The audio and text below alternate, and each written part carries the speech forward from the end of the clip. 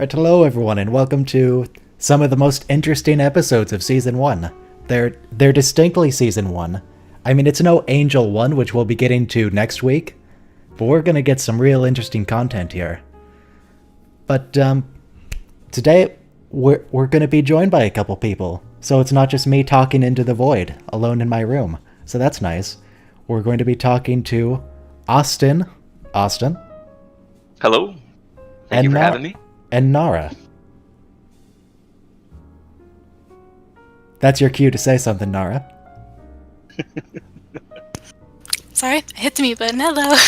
Okay, we did it. We figured it out. So, the first episode today, we're going to be queued up is Haven, which is episode 10 or 11, depending on which streaming service you're using. Counselor Deanna Troi is caught between her feelings for Riker and her devotion to family customs. So that's gonna be good. I'm just queued up to 0 here. And we'll be pressing play in 3.5 minutes, give everyone a chance to get all queued up.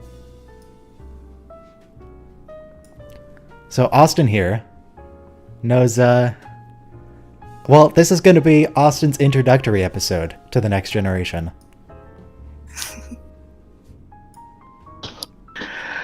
Okay, Yeah. Where is... I'm not entirely convinced that Haven is a good introductory episode, so I'm just gonna say right now, just assume the show gets better. Just assume it gets better. I'll take your word for it. I believe in you. We get to meet Luoxana Troi today. Who, I mean, some people like Luoxana. Nara, how do you feel about Luoxana? Yeah, that about sums it up. Yep. She's just kind of there. Yeah, she has a very strong personality. Yeah. Oh, by the way, folks in the chat, how does the audio sound our three voices compared to each other? Do I need to lower or raise anyone? Yeah, Code of Honor might be a worst episode. I think the worst episode to introduce someone on would probably be Angel 1. But luckily that's next week. Angel 1 is concerning. I mean, Code of Honor's awful. Code of Honor's awful, but it is pretty Trek.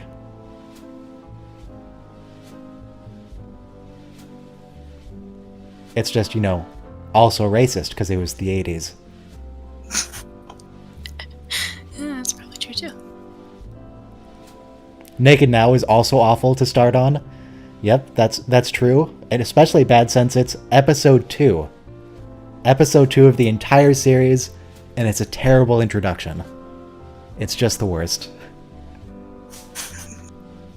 The best one would probably be Darmok. That's season 4. I think Darmok is the best to start someone on.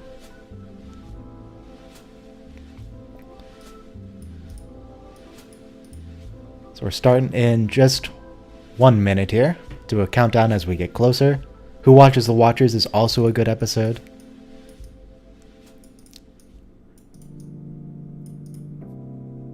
So Austin, how do you feel about disembodied faces? Cool. Good. Yeah, I don't know really what you mean, but it sounds cool. Just faces that aren't attached to anything or a body. They're just kind of there. Nara knows all about floating heads. We're going to be getting a semi-floating head. The Defector is also a great starter.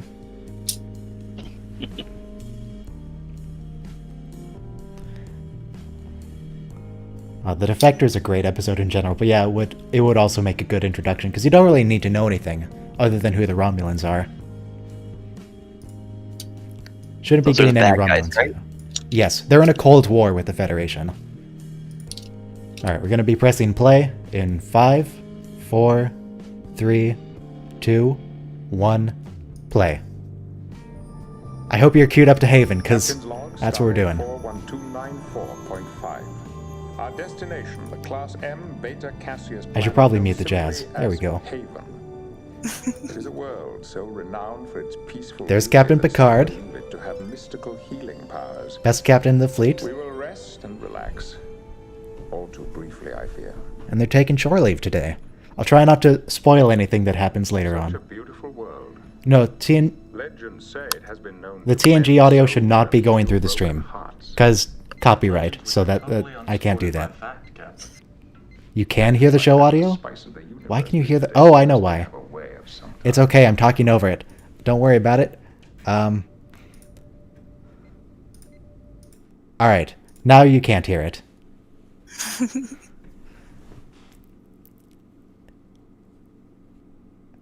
Austin, thoughts on this clip?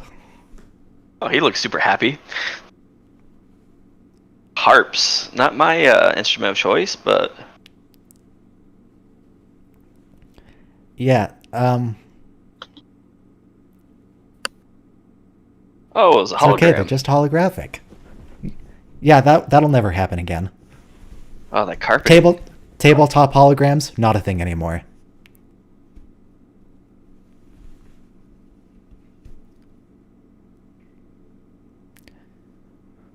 Also, I don't be too worried about continuity, because nearly everything gets retconned from season 1, so don't worry about that. And there's your face.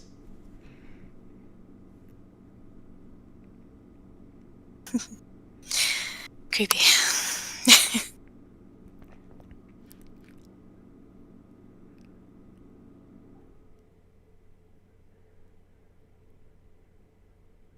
So there's Counselor Troy there on the left, lady with the black hair.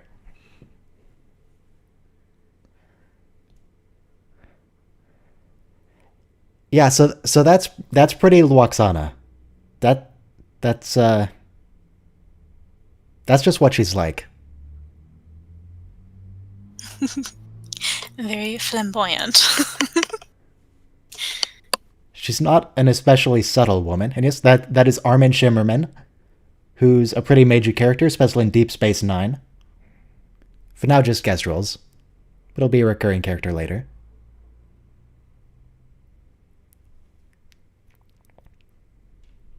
So how do you like Star Trek so far?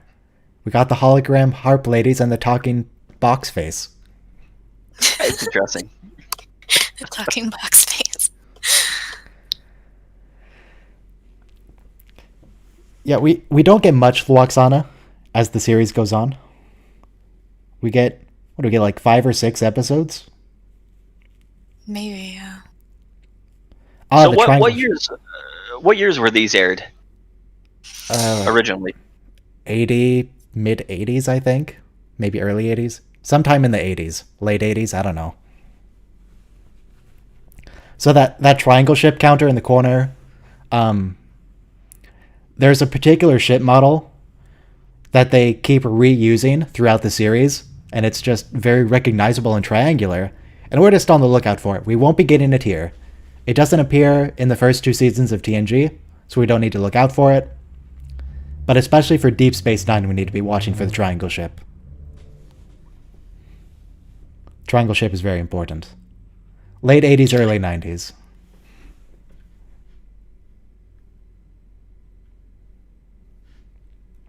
Marina Sirtis as Troy, Brent Spiner as Commander Data, and Will Wheaton as everyone's favorite character, Wesley Crusher, the boy genius.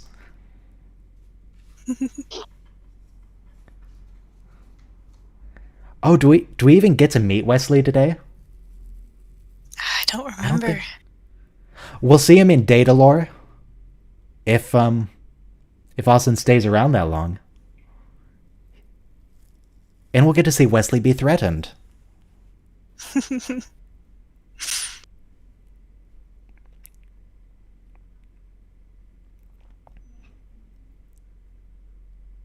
Oh yeah, so some more context you might need, Austin. Luoxana, the lady there, and Commander Riker, the guy on the left who's kind of staring at her weirdly, they used to be a thing. They used to date. Ah,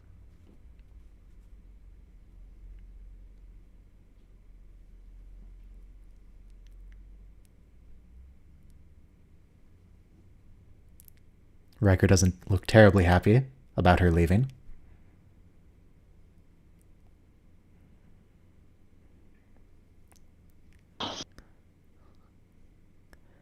Do you guys suspect we'll be losing a primary character in episode 10 of the first season? Probably, definitely. Thoughts, Austin? Is Deanna Troi going to be leaving the ship episode 10? Oh yeah, definitely. All right. We'll have 140-something episodes without her. Very minor character. Just Does Patrick Stewart ever age? No. He hasn't changed very much. No, he looked the same like 30 years before this aired.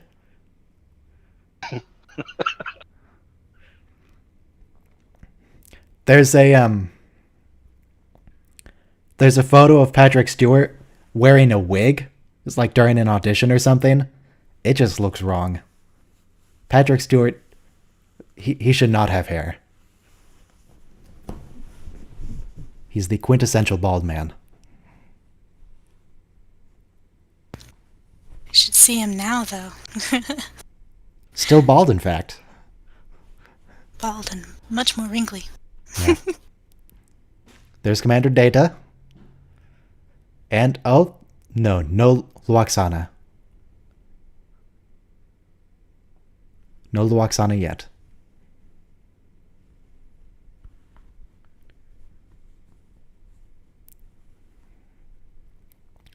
Stewart was bald at 19? That makes sense.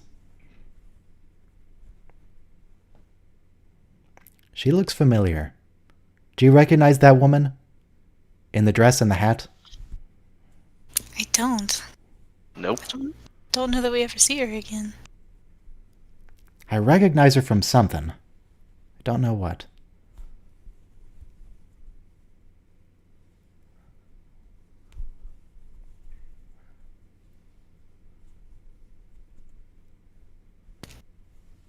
Diana looks thrilled. Yeah. Both of them, in fact. He definitely seems interested, and she is just... Well, she likes the flower, at least. Flower's nice. Is that... I mean, that definitely looks like a fake flower. Mm-hmm. Dude couldn't even get her a real flower.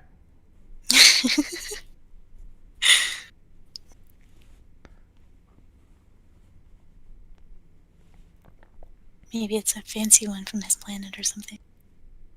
Must be. A fake planet. Wait, Luoxana won't beam on board until they leave? So, Luoxana and them hate each other? Mm-hmm. But then why was this marriage arranged? What are the logistics here?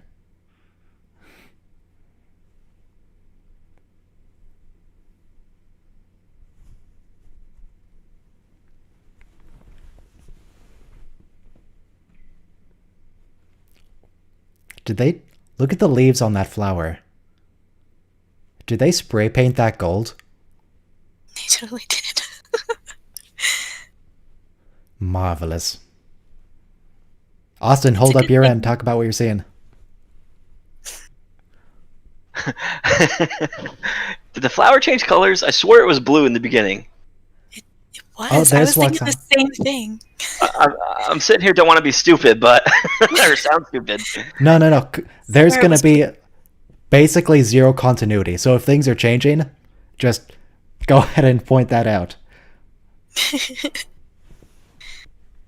Yeah, I she's forgot fully how- psychic. I forgot how black her eyes are. Yeah.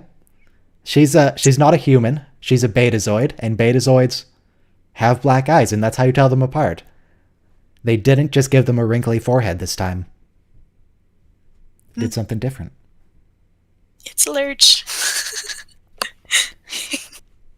Is that the same actor? It is. And he never talks in any of his roles, ever. He also played a Men in Black in the first movie. He did. Okay. Oh, what? That's quite a waddle Patrick Stewart has. Ooh, those are cool shades. Yeah, this is our first introduction to Loxana Troy. Daughter of the third house of Beta Z something something, holder of the sacred chalice of Reeks. The moldy cup.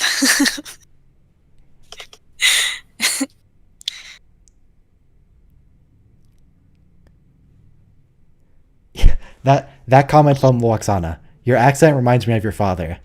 Yeah, that's not a thing. They have completely different accents from her father.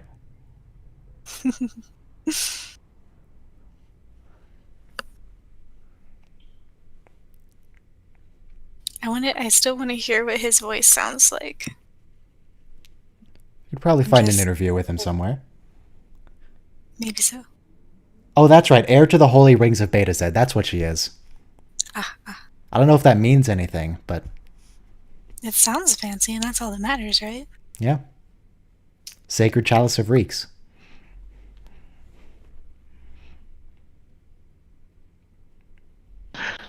Oh, Stuart looks annoyed. Oh yeah, that. She really annoys him. That's a recurring thing. Yes, it gets really funny.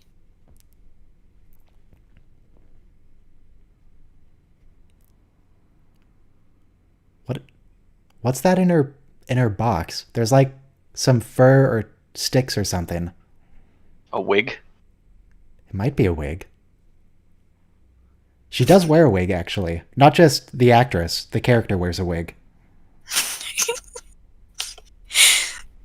The captain's trying not to explode with anger. He's free now.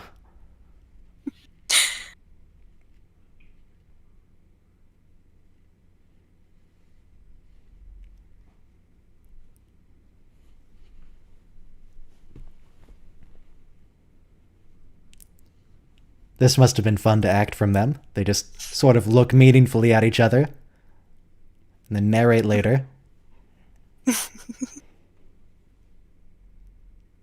I'd be bursting out laughing too much. Right? I wouldn't be able to do it with a straight face. Here's a fun fact for you. Loxana Troy is also the voice of the computer.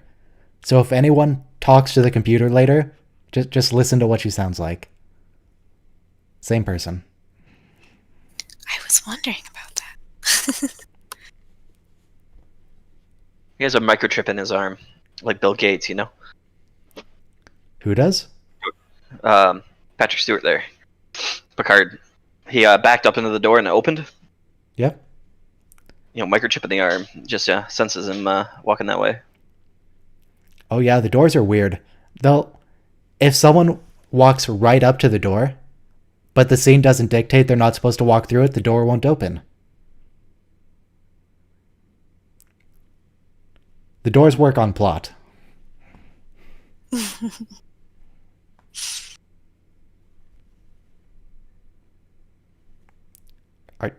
What's a Stargate? It's the wrong series. They don't have Stargates in Star Trek.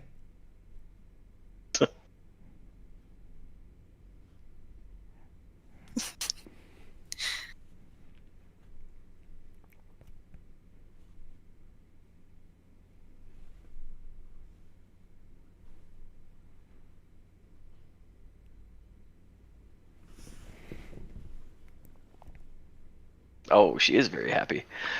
Yeah, oh, what? You okay, Wyatt?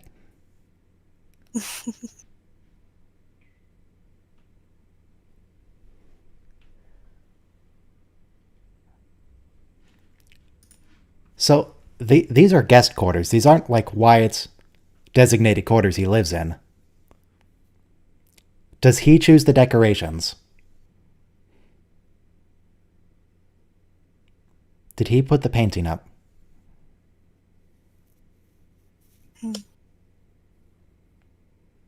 Well, generally, usually ships don't have decorations like that. You'd bring them on your own.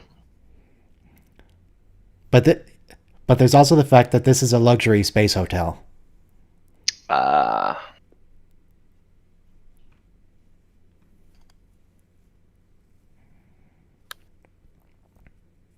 I was mostly thinking about that that weird decoration right on his bed table. I don't know if we'll get another shot of it.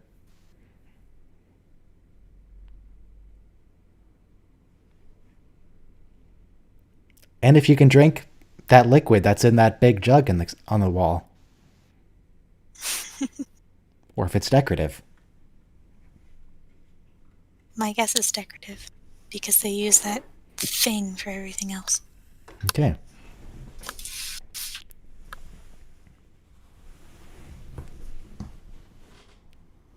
Are you, though? Are you going to be together a long time? Oh, he looks familiar.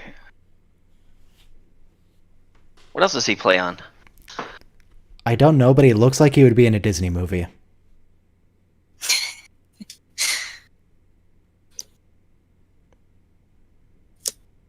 What's his name? The character is Wyatt. Wyatt Miller.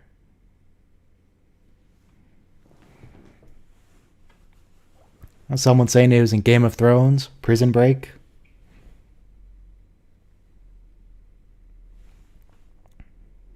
Keep in mind this was the 80s, so if it's been anything recent, he looks very different now. And say I don't recognize him from that. If he was like a character we've seen repeatedly, I do not remember.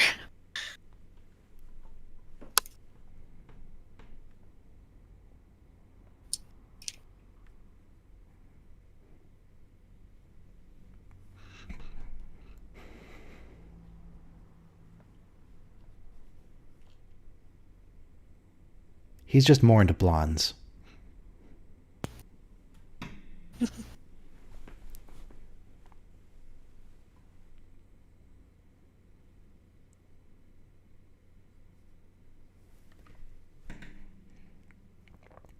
So yeah, he really had no idea what Deanna looked like before he came here.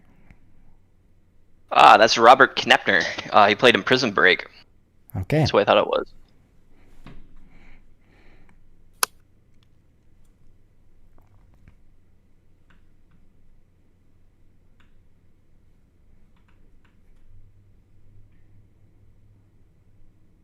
Oh, we get some moral lessons from Picard. That's always good.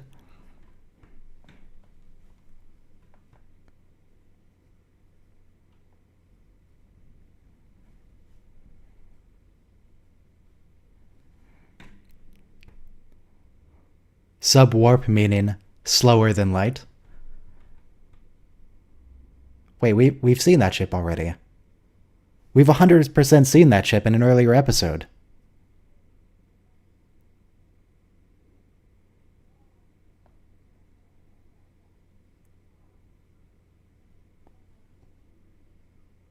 When did we see that? I recognize it. I think we saw it in Deep Space Nine, actually.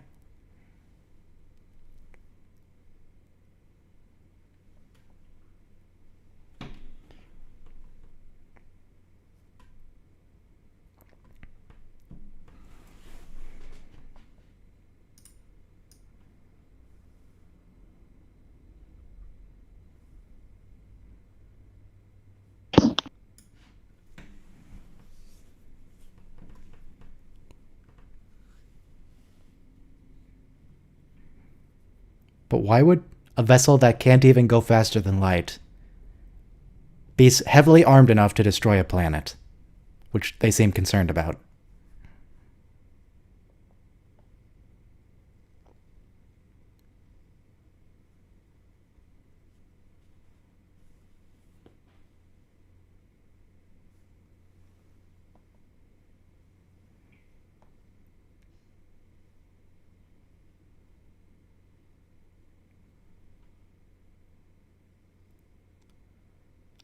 Okay, now I'm very confused why they suspect that thing's going to destroy a planet.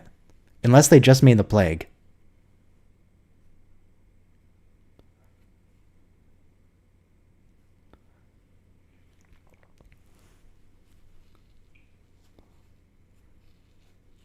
So if this is supposed to be a 19th century equivalent ship. Or 20th century, 1900s.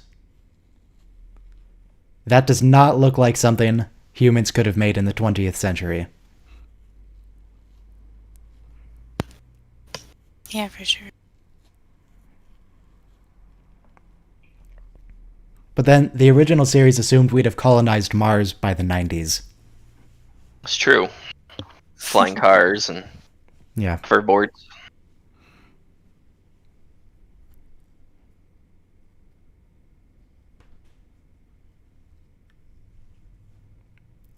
Riker's still eminently unhappy about the situation.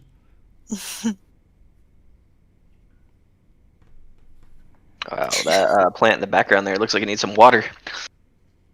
Hmm. Oh yeah, I remembered. Well, I guess I shouldn't spoil it, but Mr. Home, the tall guy, Lurch if you will, he gets some characterization here. And walks on as wearing some leaves.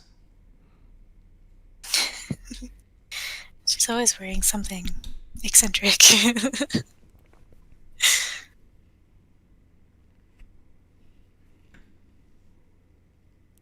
Oh, and Data's smiling in the background. He's not allowed to do that.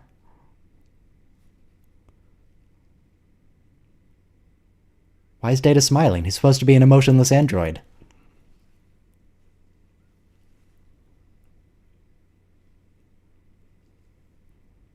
I think he's just very amused. If droids can be amused. Apparently they can, at least in season 1.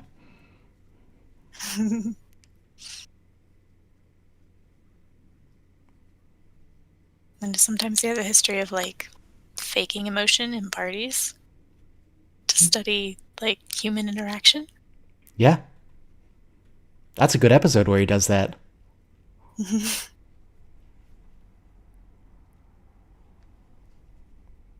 Yep. Good bow from Lurch. Who are you? Mic drop.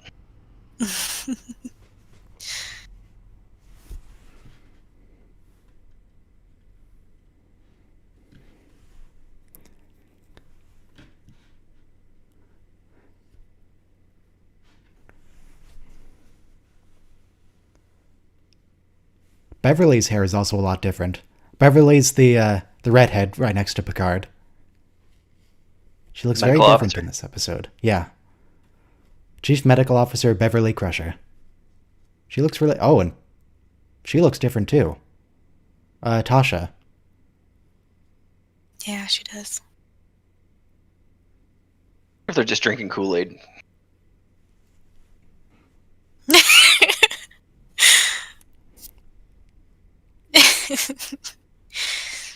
Oh, good old Lurch.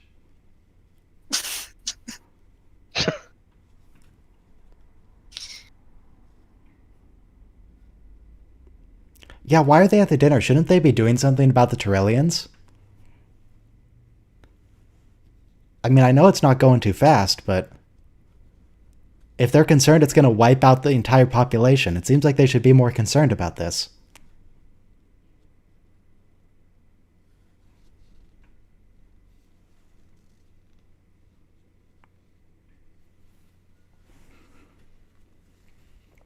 Yeah, no, I don't think we ever see this room ever again. I don't think it exists anymore.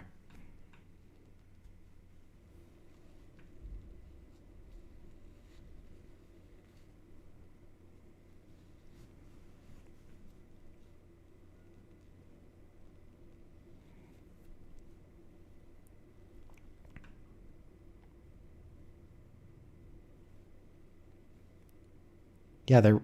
Wait.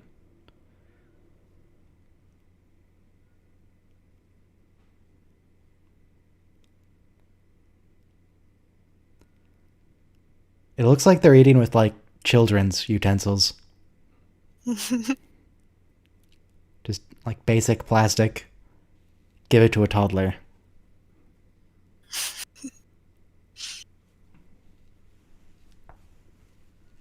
Food looks kind of gross, ain't gonna lie. Yep, that's apparently what Betazoids eat. Looks like hay. Wait, why is her leaf alive?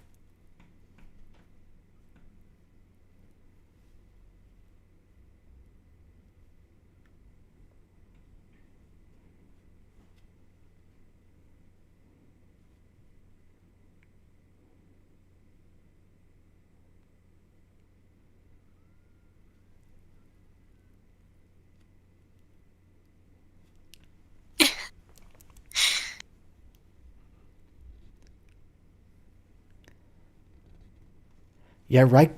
Or the way Data's hovering around and the way he talks, he is so much creepier in season 1.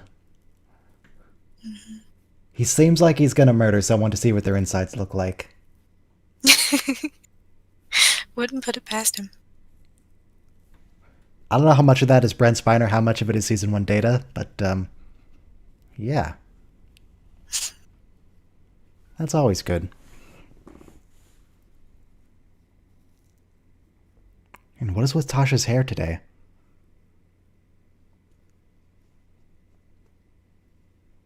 Lurch is happy about that. That smile's so creepy.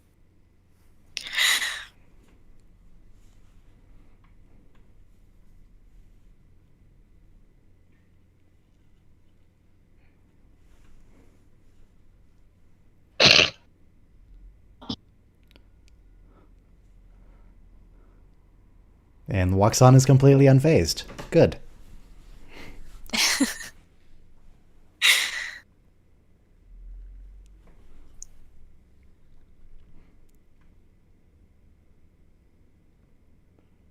Data, you can't... Data. You can't just say that, Data. Data is by far my favorite character.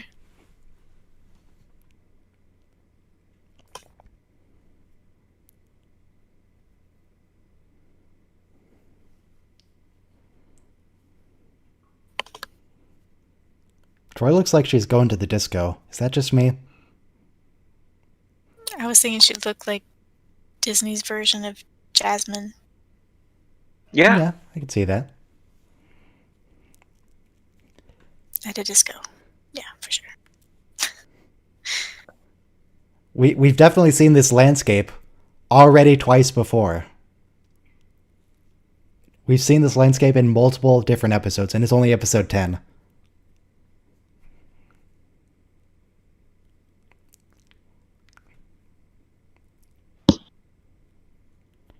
This was the planet from the last outpost with the Ferengi on it.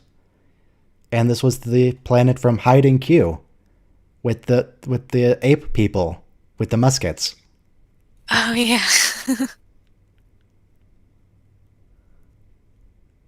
I mean, Austin here hasn't seen the Q planet with the ape people with the muskets, but they were ape people with muskets in French uniforms. Oh, yeah, he doesn't know who Q is. Oh, I'm about to check that out. Oh, you'd love Q.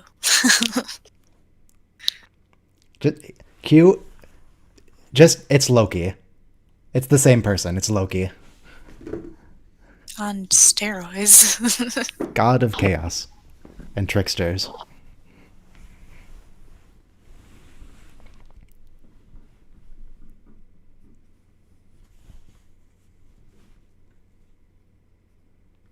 Of course he wants to be a starship captain. He's the commander. He's the first officer of the ship.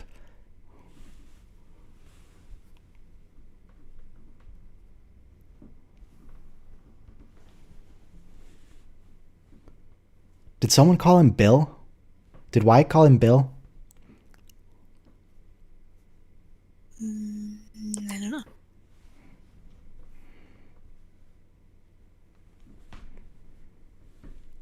Troy called him Bill. That's odd.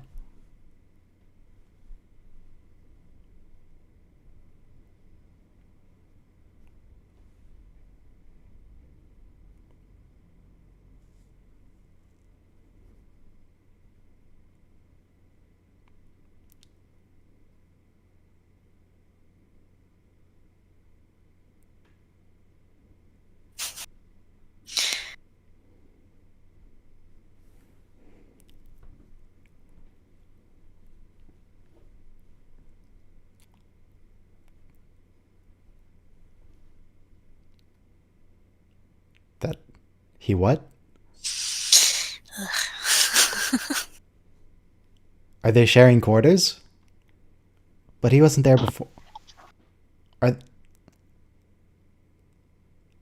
Did he just walk into his father's quarters while his father is naked in front of the mirror And his father was It's just totally- kind of standing there.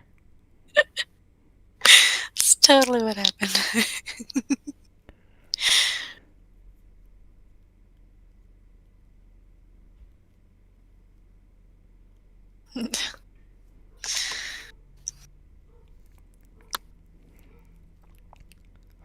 You can't kiss her before marriage.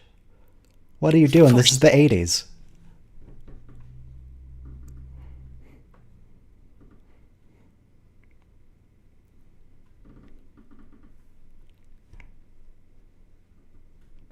Oh man, he's balding. He almost put his hand on her chest. Caught himself. You thought better of it. We got the Terralians back.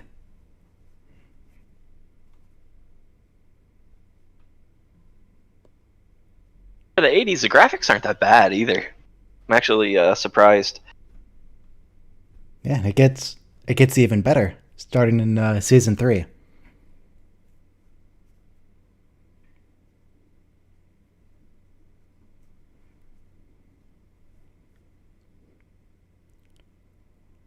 I mean, I'm with her. Why is Captain Picard not doing anything? He doesn't even have to fire on them. He can tractor them away from the planet. He has a tractor beam. Isn't it? Didn't they say it's like an ancient ship? Is there still people on it? Yeah, you'd think everyone on board is dead. It had to travel here, sublight, so it at minimum took years to get there. And probably a lot longer than just a few years. Oh, now they're tractoring it. They decided to do something.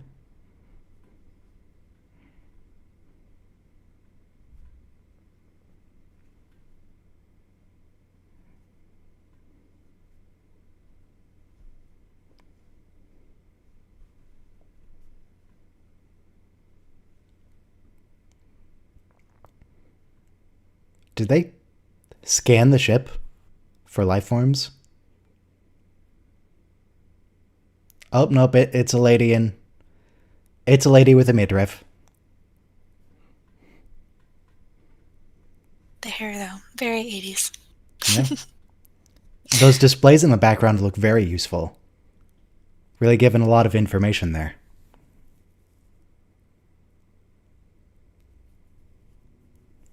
Very swirly.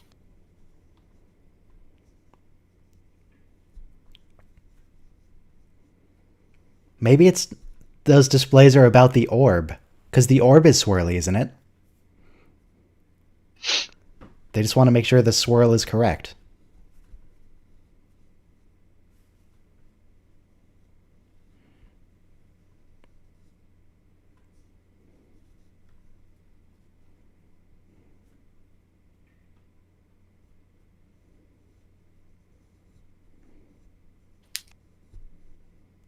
Yeah, that set looks distinctly original series.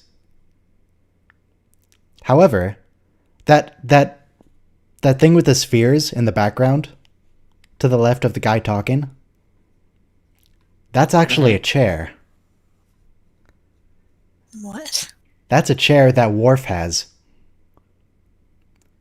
Worf and the Terralian shop at the same furniture store.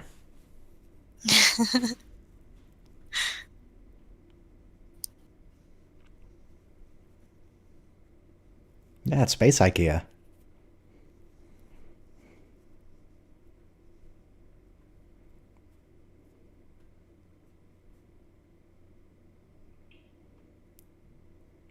All 8 of you?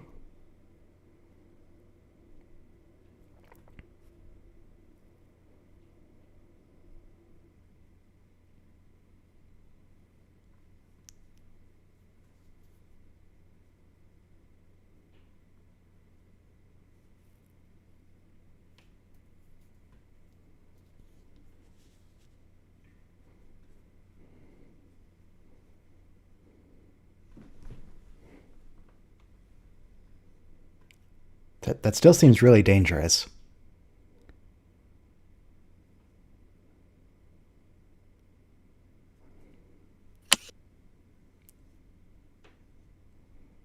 Oh, COVID. Yeah, that seems like an unnecessary risk to let them beam down anywhere on the planet. Because they can travel.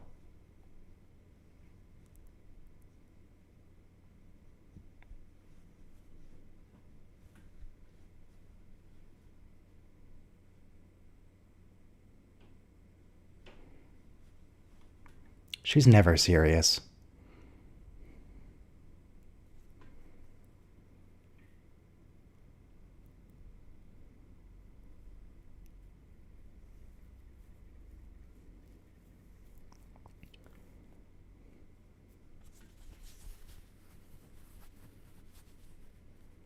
Did she just call him an idiot? Or weak-minded? Basically weak-minded, yes.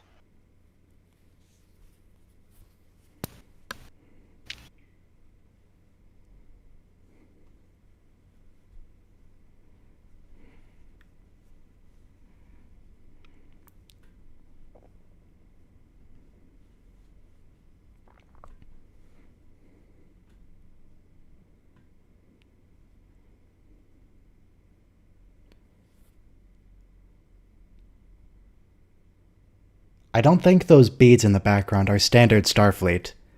So Lwaxana has definitely decorated her quarters.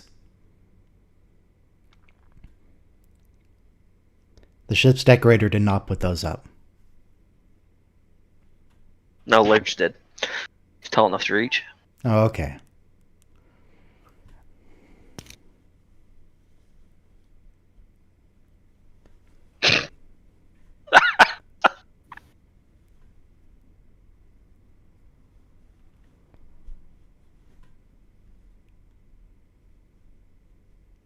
Is he supposed to be here? Hey, he's a doctor.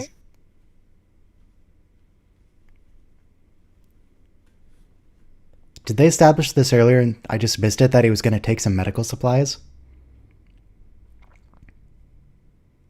What you doing, Wyatt? Why does Wyatt have a face like he's going to roofie someone with that?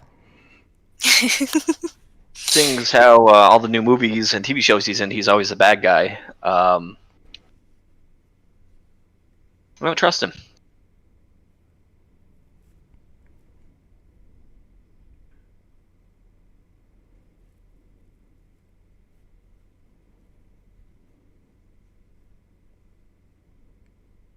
Oh, I know what he grabbed from the sick bay.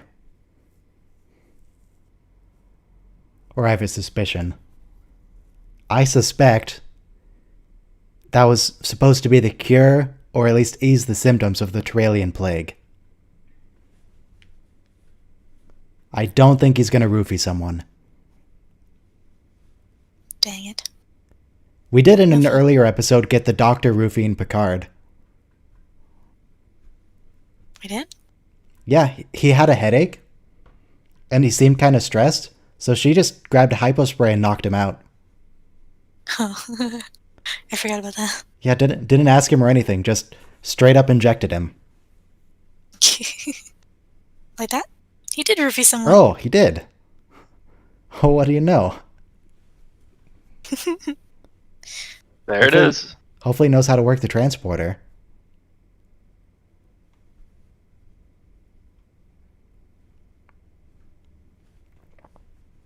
Well, he's stuck there now. They can't transport him back. But then, I mean, they might be willing to beam him back, because the Federation generally has really terrible quarantine procedures. Every single episode where there's a disease outbreak, they do absolutely nothing to prevent it. They just wait till everyone's infected, then find a cure at the very end. And is... That's creepy. I was about to say, creepy children on the walls. Why are they even hung up in the transporter room?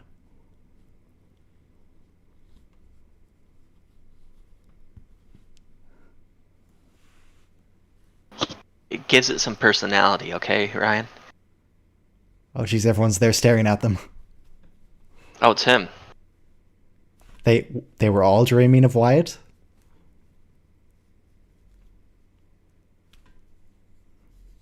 Creepy. Yeah, this looks like a cult.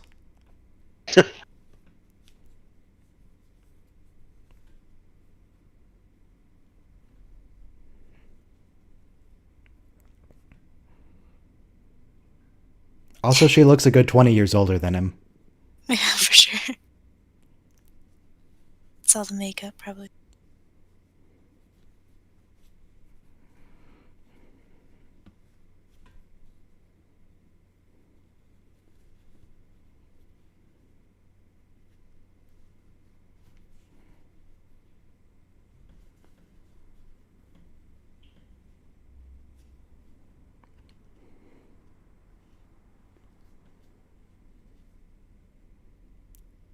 What's that orb in the background on the left? It's like filled with glitter. They have a glitter orb. All the best parties do.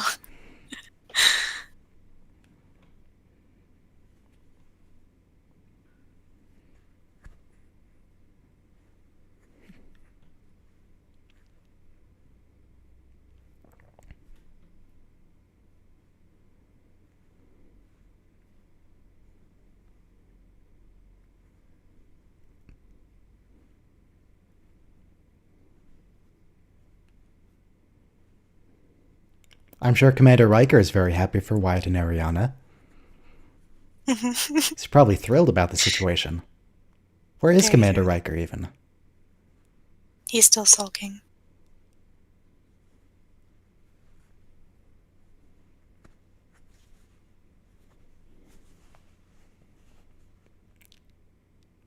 Why did... Troy looks actually depressed about this. She's known the guy for like a day.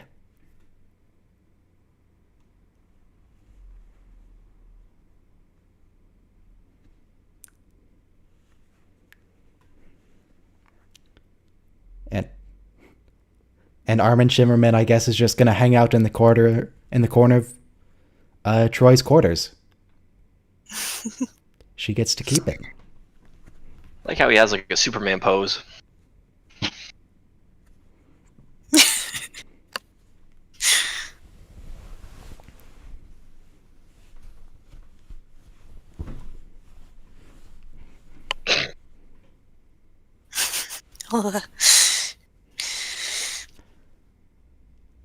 Yeah, I don't think I want to see Luoxana and Riker together. That would just look wrong. He freaking spoke! I think that's the only time he ever does. He has one line. I didn't know he speaks.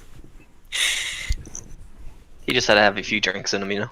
You could definitely tell he's like faking his voice though, which is sad.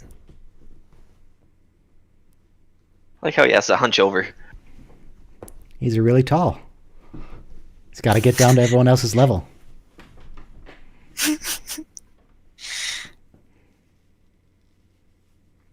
Was it? He does not look at all amused. No. Boy, if that's a joke, she really likes repeating that joke. Starting to think it's not really a joke. Yeah, she... As you'll discover, Austin, Luoxana and Picard, that's gonna keep being a thing. It's definitely a thing. He's like, yay. Thank God she's gone. So that was Haven. It wasn't nearly as bad as I remembered. No, it was actually pretty good. Interesting. I was really expecting Luoxana to be incredibly annoying. I know there's one episode that I remember very vividly where she's just, oh, she's awful. It's just the worst. But I think that's in like season 7. Yeah. The people in the chat will probably remember the phrase, the higher, the fewer. And that's all you need to see. That's all you need to say. And everyone who's seen the episode will immediately remember it. The higher, the fewer. Everyone knows that Luoxana Troy episode. Oh, I need to put on the jazz. Here we go. Oh yeah, I do remember that episode now. Yeah, that has one of those creepy floating heads. Yes.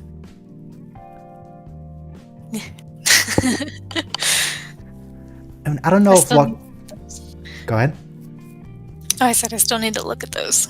Yeah.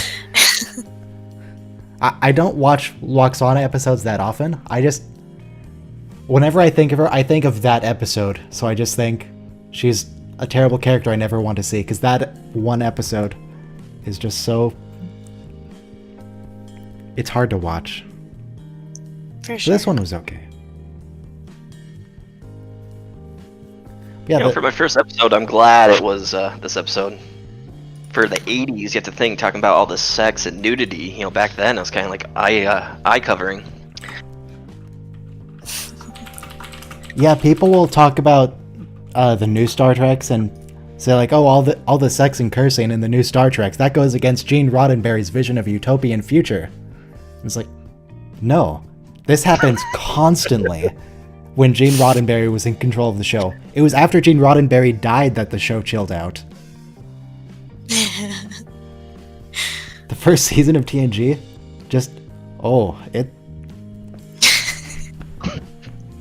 Roddenberry does not have a clean mind.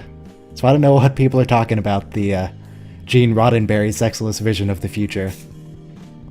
Yeah, like in the comments, someone just said, "What about the sex planet?" Yeah, there's a sex planet. There's just straight up a What? sex planet. There's 2 sex planets, There is. actually, that I can think of. So you guys staying on for another episode, or are you gonna head out? I gotta actually get have to out. head out. Okay. Ryan. Thanks for letting me join, though. It was Yeah. fun. It's always good to have other people fill the silence, so I don't have to. Yeah, thank you very much for inviting us. Well, It was a lot of fun. all right. Well, we're gonna go every week. If you ever want to come on again, you know how to reach me. Sounds good. I'll be more available next week, probably. Okay. All right, everybody, have a good one. Thank you very much. Yep. Thanks, everyone. Bye. All right, they're gone. It's just me. You're stuck with me now. Yeah, Ryza and the Justice planets are the 2 sex planets I was thinking of. Those 2 are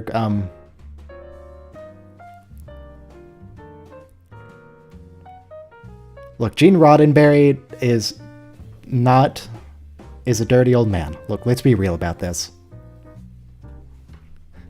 It was only after Gene Roddenberry lost control of the series, because he kind of died.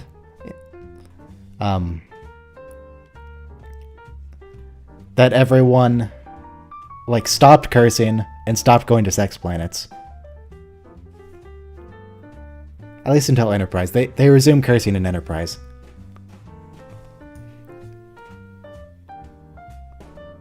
I mean, I know I'm exaggerating a little bit. It's not all Gene Roddenberry. It's not all that.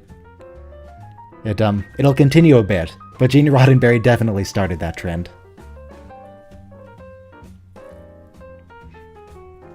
Oh yeah, that Ryza planet that's focused on Worf.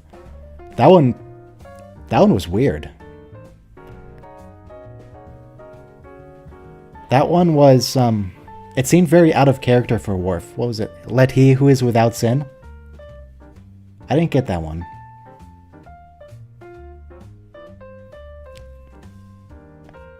It seemed like Worf would be... And it seems like he just committed a crime. It seems like he just actually sabotaged a weather system on a planet. I feel like you're not allowed to do that. Some kind of security officer he is. Alright, we're coming up on start. Mute the jazz. In 5, 4, 3, 2, 1, play.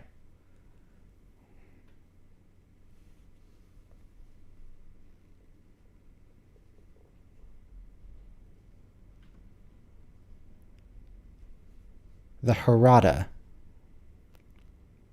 That sounds familiar. Oh, no, I know where I know the name from, but it's not Star Trek. It's a plant in Oblivion.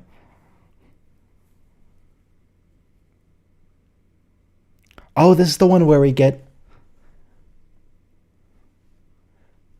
This is the one where we get Picard at the end pronouncing that thing that sounds like a writer fell asleep on his keyboard. That's going to be fun.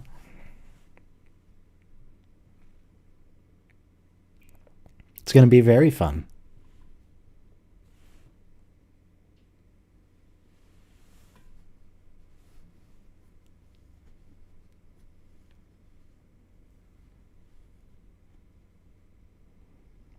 Now, the ship from 2009, it was very close.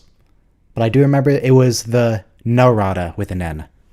The Romulan mining ship, which is a bit it's a very big for a mining ship. I guess it has to haul all that ore. I still don't know what all the tentacle things on the front are for, but it did look very intimidating, so I don't object to it.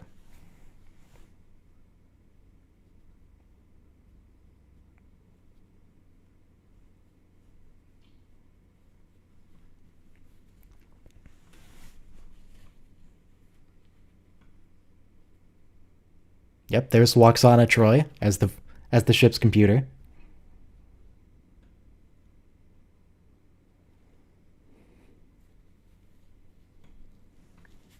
Oh, he couldn't do a recording of it.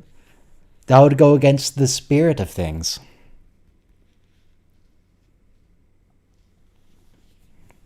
He has to do it personally.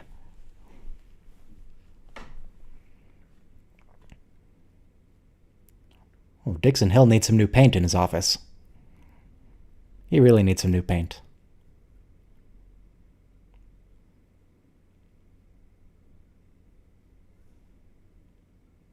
Oh yeah, this is before they decided that holodeck characters would just see you as you're supposed to look.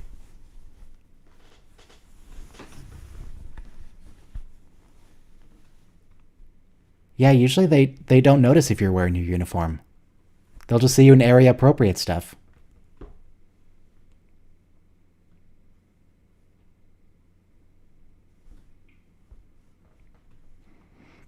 Oh yeah, he could listen to a recording to learn better.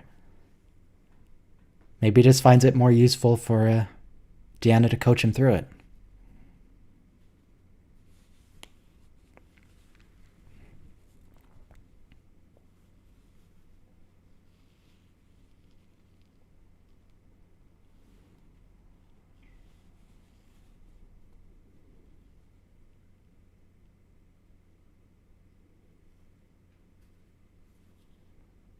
Is she evil? I get the feeling she's evil. Yeah, O'Brien and Bashir dress up when they go fly the fighter planes over the English Channel. But I got the feeling that they just enjoy cosplaying more than they actually need to. Yeah, I guess she's not evil. She's just Mar. That's just the way it is in a Dixon Hill program.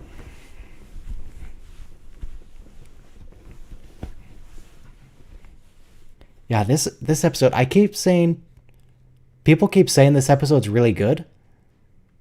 But for some reason, whenever I try and watch it, I always get distracted partway through. I'm just scrolling ahead a little bit. See what I should be expecting. It looks like we get a return of the rainbow sweater, which will be very important.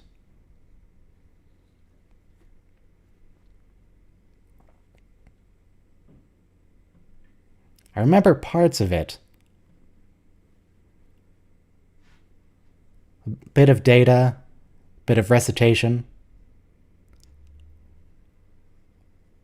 I believe this is the second appearance of the Dixon Hill program. I think we've had one so far.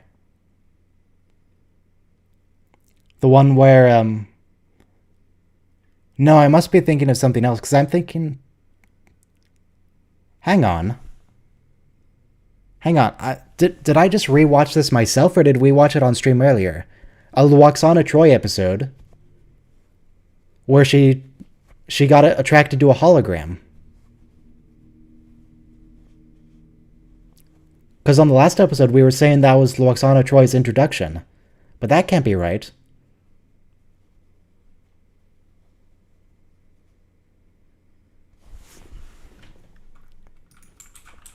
It was Manhunt? Season 2. Did I... Oh, I remember. We watched Manhunt. In the first stream of these we did. Just to test the format, see if CBS would copyright claim it. Yeah, that was the test stream. I remember now. It's like, I know I've seen that recently.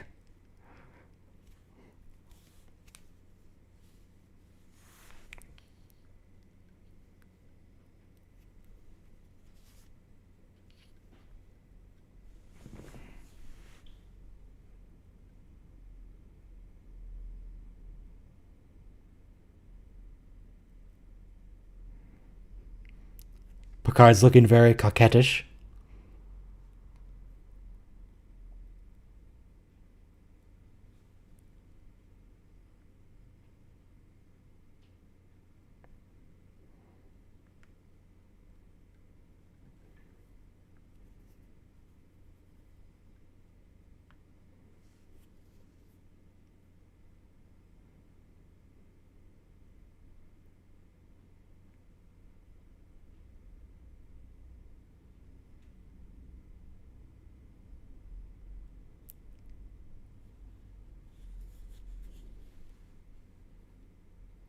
I don't even know what to say about this. I mean, what's she doing?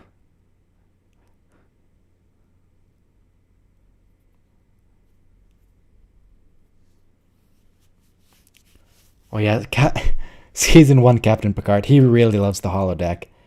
He chills out about it later, but the first time it's introduced, he's like, guys, have you seen this thing? Have you seen this new holodeck?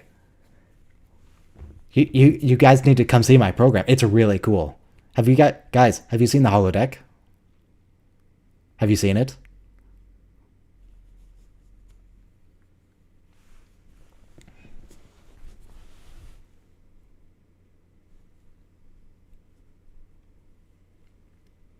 Oh, he's still geeking out about it.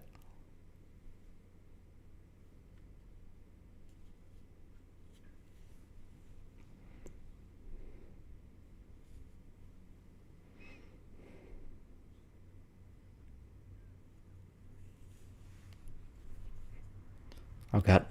All I can hear when Picard says that is the Picard video, the Picard song.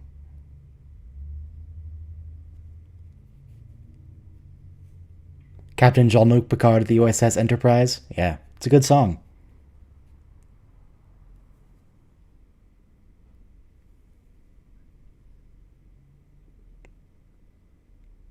Apparently the lipstick wasn't holographic. The lipstick was replicated matter, not holographic matter.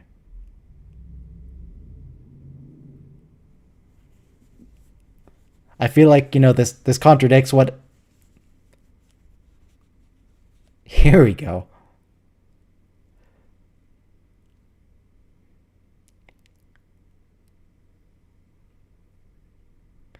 Oh, Captain Picard.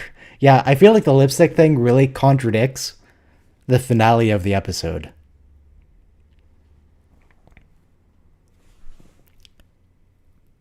There's no reason that has to be replicated, not holographic. But I guess the ship's computer's just screwing with him. It transitioned it from holographic to replicated just so everyone would be able to see it.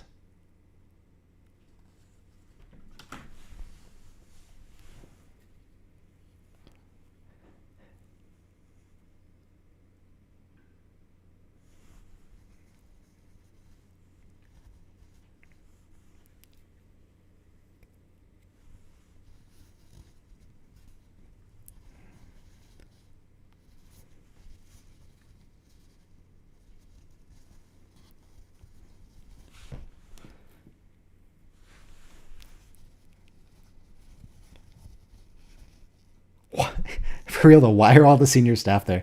He's just... Look, Captain, it was cool, but I mean, At least 3 people there have already seen it. At least 3. And they're all just so excited about their new video game. There are games I'm excited for, but I don't call together everyone I know to rave about how good they are. Hey, it's the Rainbow Sweater.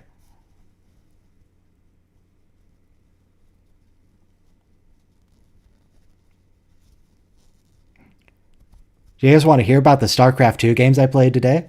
Want to hear about some StarCraft? I mean, I was playing some StarCraft co-op. It doesn't matter.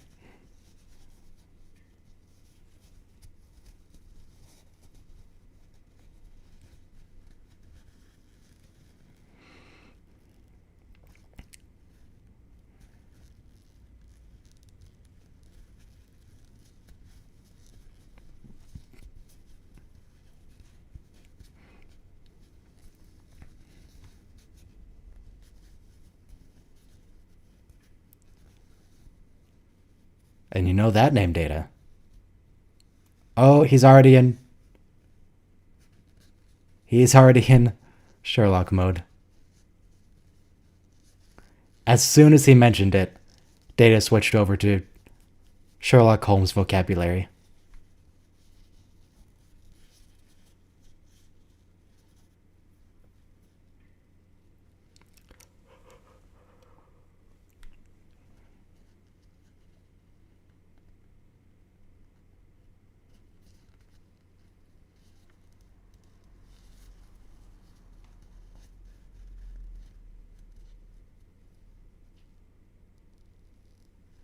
No, the other 2 people left. They only stayed for 1 episode. They've abandoned me. They left me all alone with you people. We're all stuck with each other now.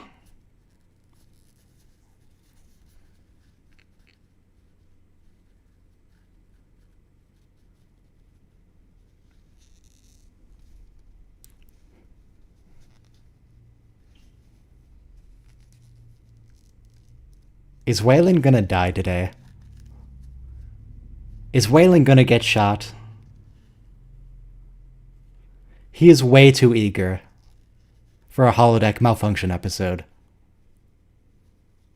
I don't know if it actually malfunctions, but it'll probably malfunction.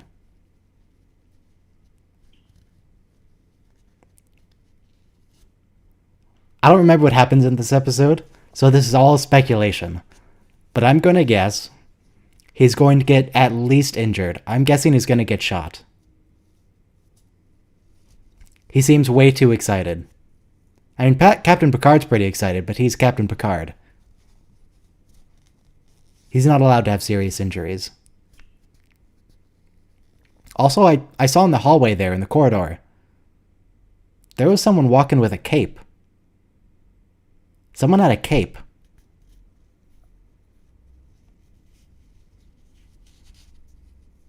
Oh, Picard dies in this episode? Oh, that'd be a very dramatic... Oh, hey, it's that guy from Deep Space Nine. He's the police officer from Past Tense. Recognize that guy immediately.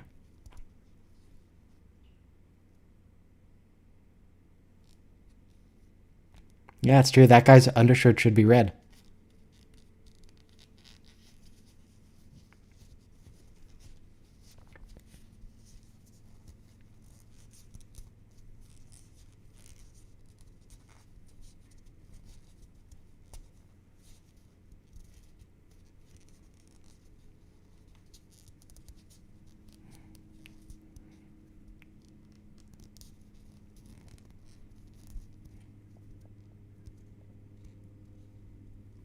They never got no pictures.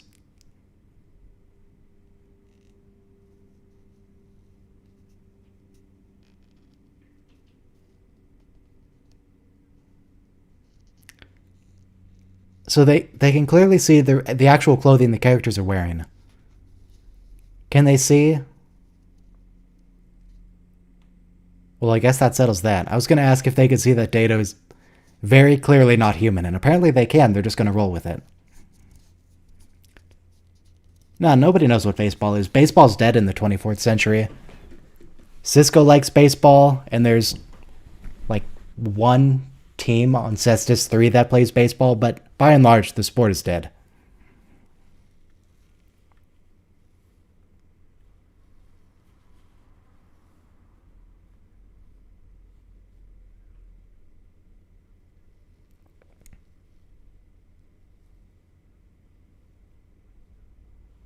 Oh, and the crew of Vulcans, that's true. Though, I don't think the crew of Vulcans actually cared about baseball. I think that was just the Vulcan captain screwing with him.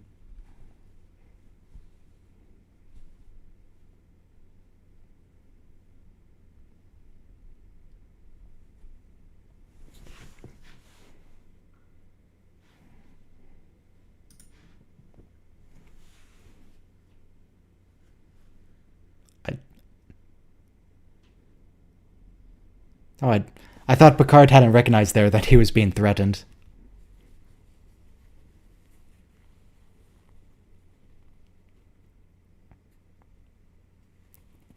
I that doesn't seem like evidence at all that he might have murdered that woman.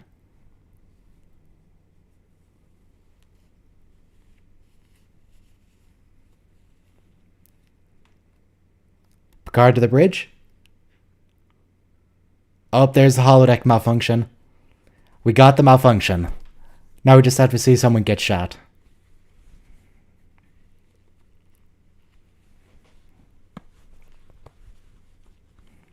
I mean, it was in her purse. It's not like it was in like a coat pocket or something. She had to open her purse, put it in there, and close it up again.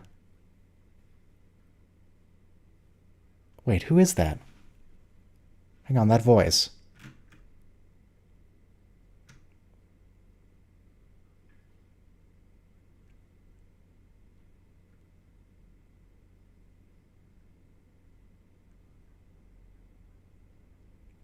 That Haradin sounds extremely familiar. Oh, Vic Fontaine is great. Especially the one with Nog, but in general, Vic Fontaine's really good. Does anyone recognize that Haradin's voice? What they might be from? Amazon doesn't list the actor.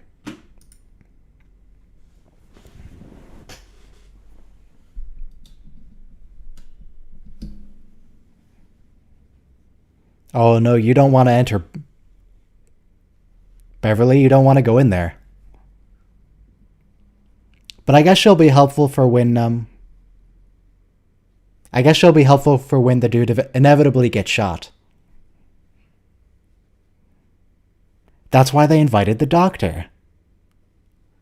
So someone cannot die when they're injured.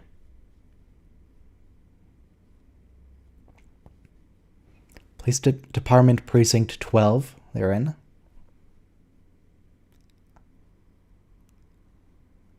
You okay, Data?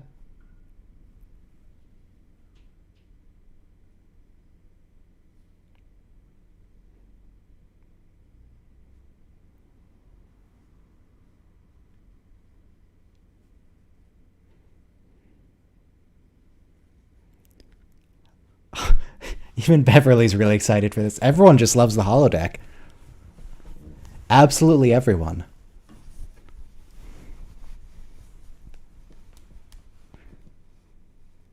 Yeah, she does sound like the shapeshifter lady from the Dolphin. Sounds a lot like that.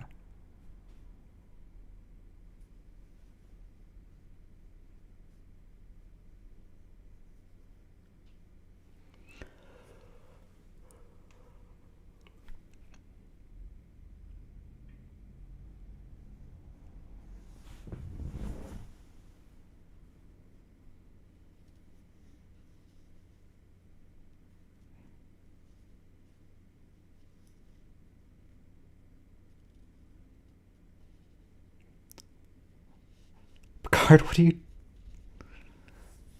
Still geeking out?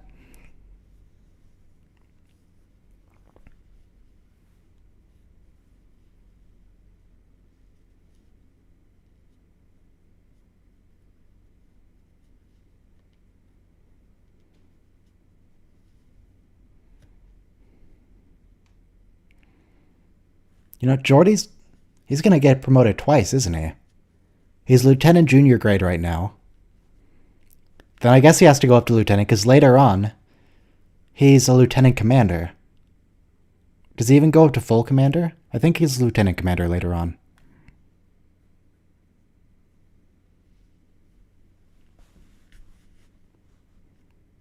Of course you have.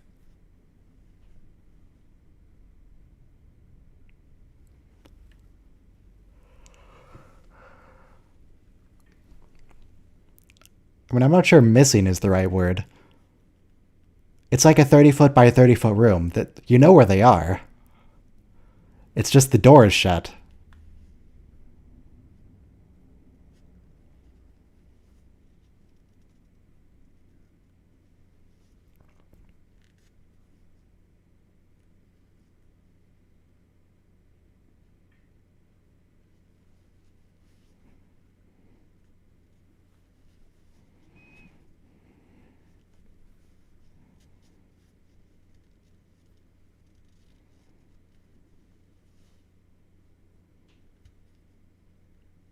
We got some good cop, bad cop going on.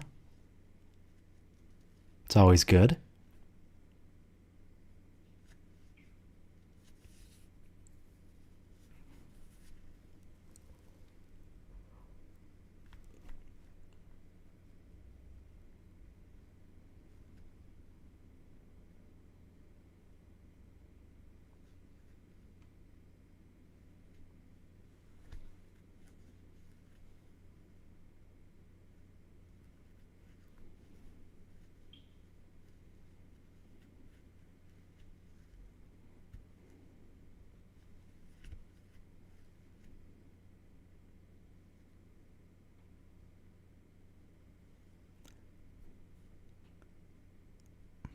Pretty hep-looking broad.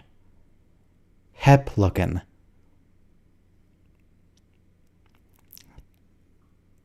I mean, the only thing I could think of is hepatitis, but I don't think that's what he means. What does hep-looking mean? Is that what he's saying? Is he saying she looks like she has hepatitis?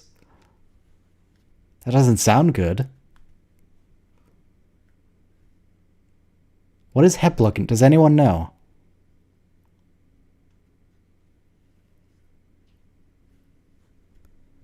Like Hepburn?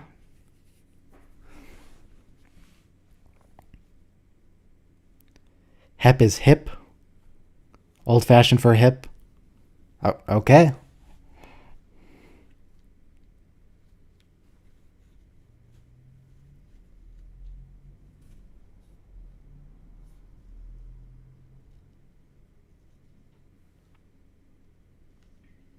Yeah, I guess I'm not a hep cat. In any sense of the term.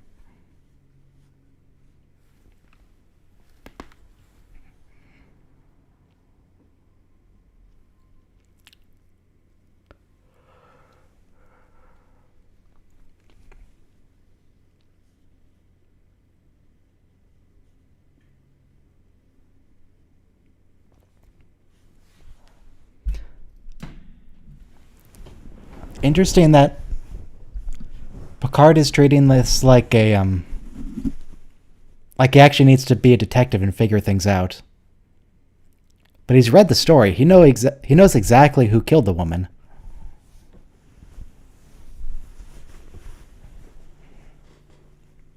He needs to do what Geordi did and ask the computer to generate something based on Dixon Hill.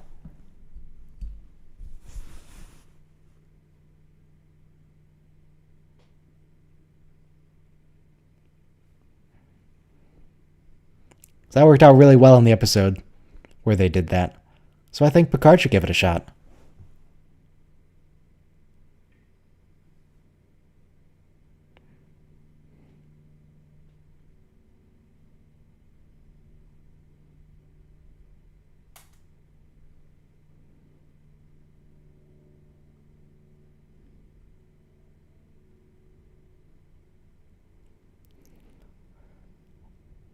Well, they really are pushing the romance angle here.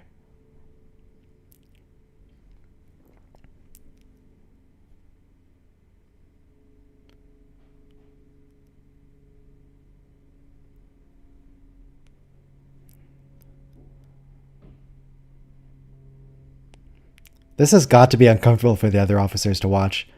And Waylon over there... Waylon doesn't look uncomfortable. He looks pretty excited.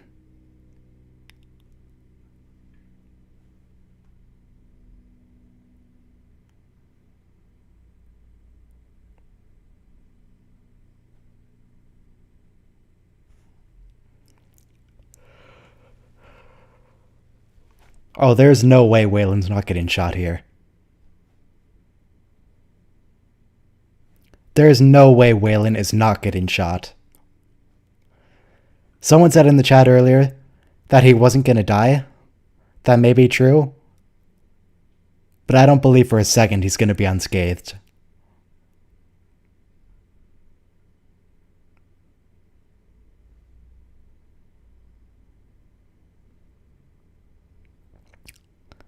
But yeah, Beverly's here, so it's all okay.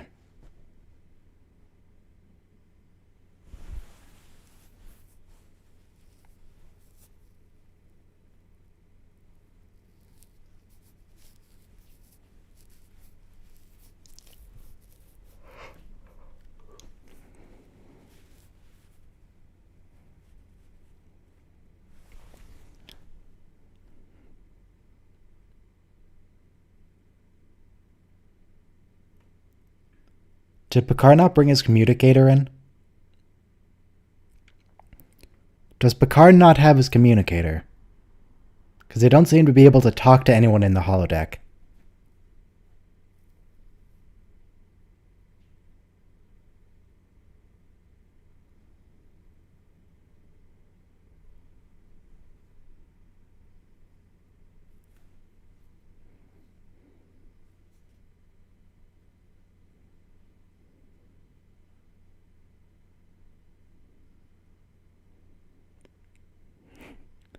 That was some fine acting.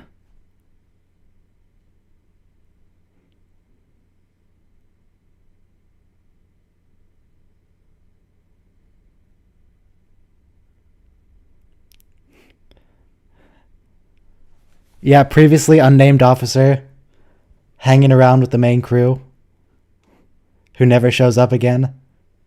100% getting shot.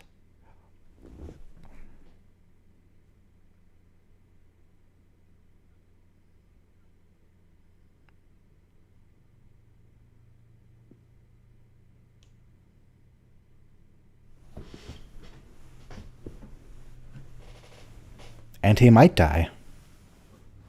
Because, yeah, he never shows up again.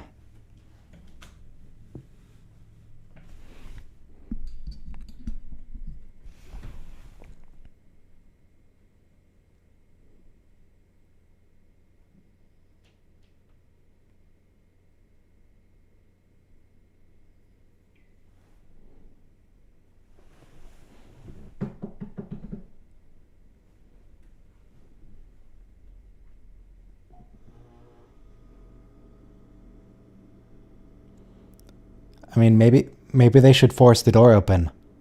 The people on the outside, rather than just trying to get it open, maybe they should just, phaser it or pry it or do something. All the other doors on the ship have manual releases. Why does the holodeck door not have a manual release?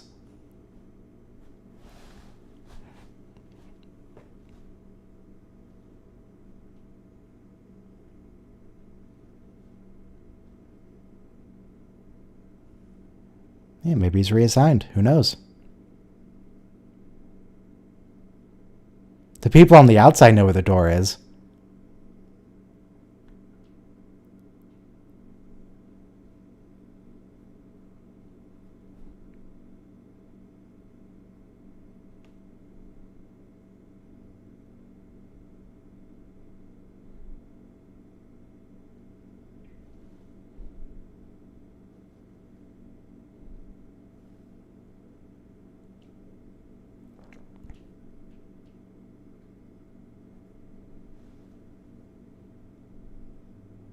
Oh, hey, Mr. Leach. And that guy looks like a Batman villain.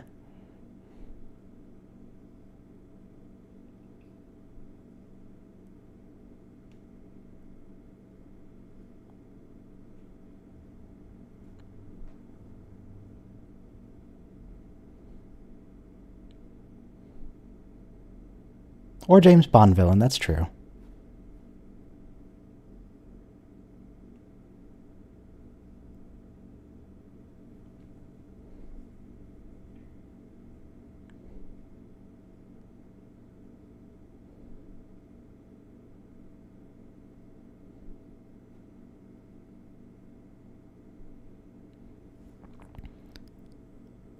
Was it good manners to shoot the dude? Because it seems quite rude to shoot someone.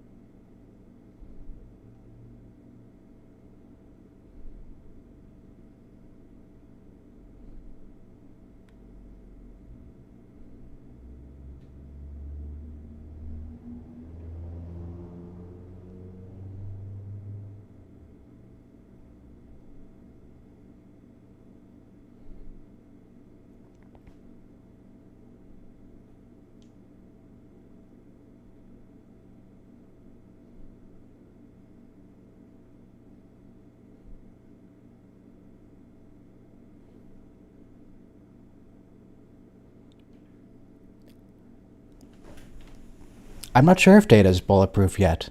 He's certainly bulletproof later, but I don't know if they've decided that. I mean, someone runs a spear through his back. Presumably that's a lot harder to do than shoot him.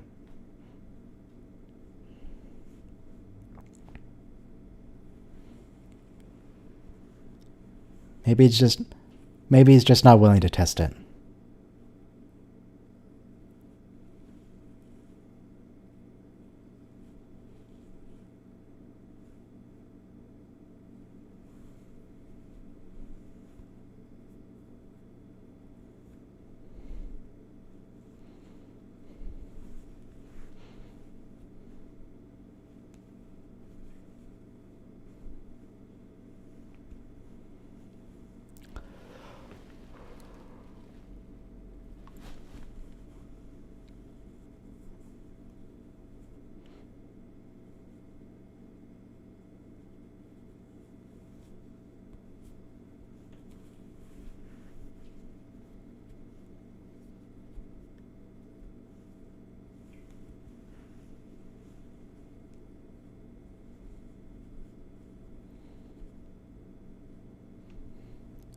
Thank you indeed, Mr. Data.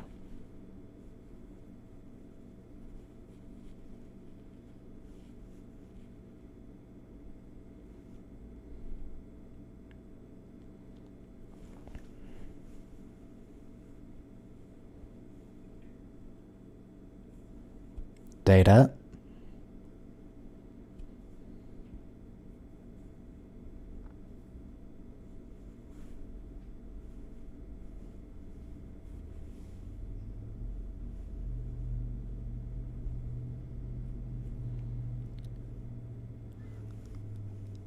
Leech, that doesn't seem like very good manners.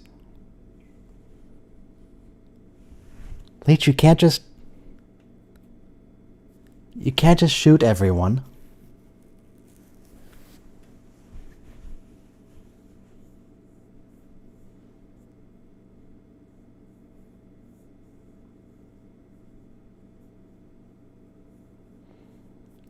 Oh, is Leech gonna die? Is Leech gonna get murdered?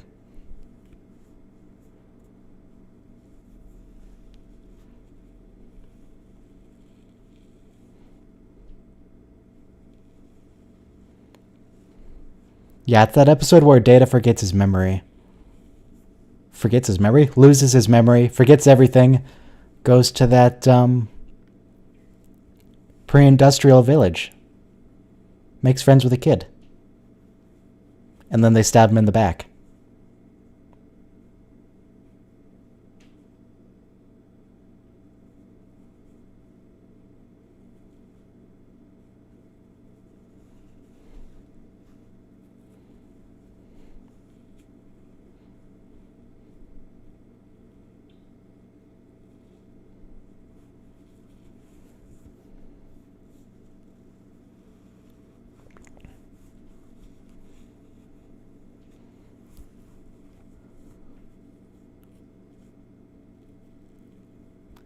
Yeah, how many times does Data get shot or stabbed? Let's see. There's First Contact, Thine Own Self, Cupid.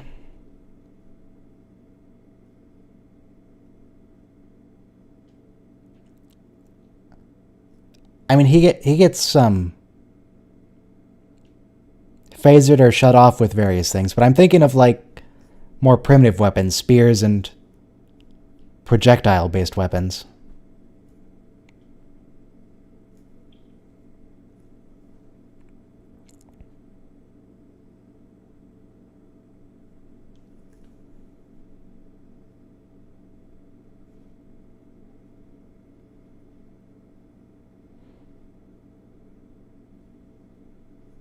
Oh yeah, he gets electrocuted. That's always fun.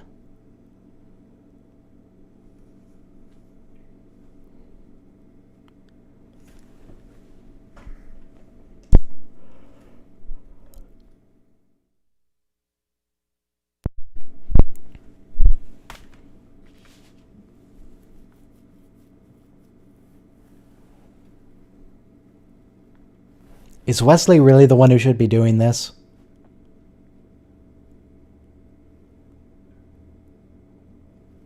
Is Wesley I feel like you should be letting the chief engineer do this if the risk is the holodeck is going to dematerialize them.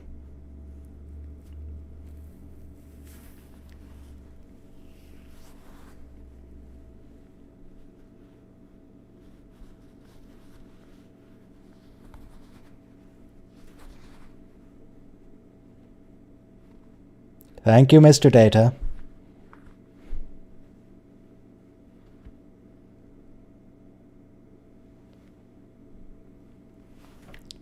Leech has some serious issues. He just wants to murder everyone.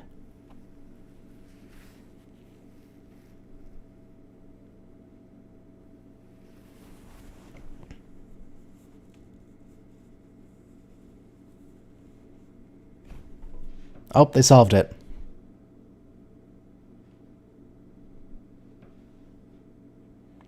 Yeah, it's not clear why the holodeck shutting down would dematerialize the real people. But don't worry about it, it's season 1.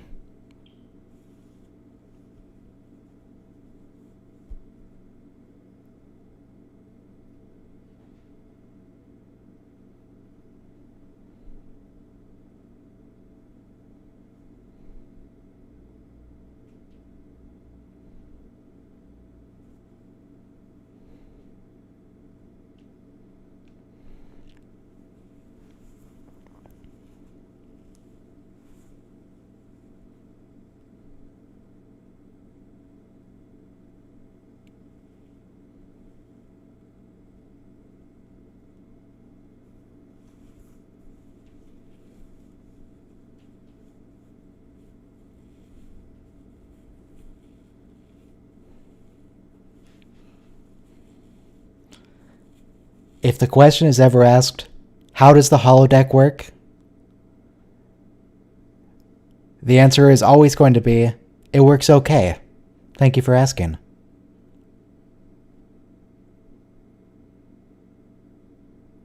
Oh, so Leech is gonna die. Just not in the manner I was expecting.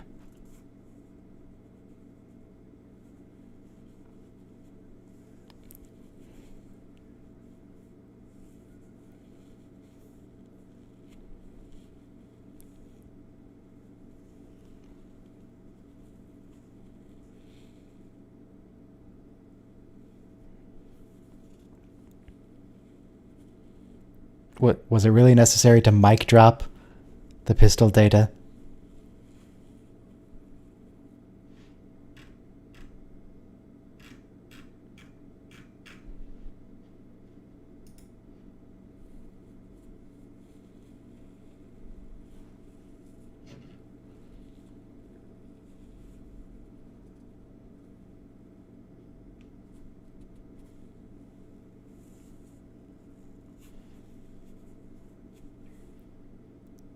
I guess Data's just showing off with with his breaking the gun.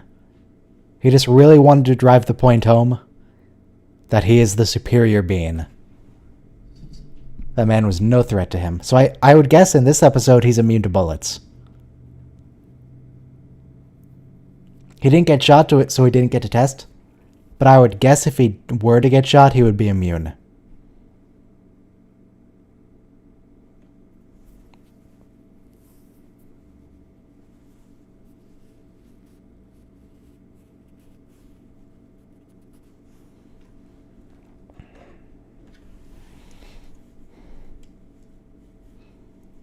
Turns out some things in here do react well to bullets.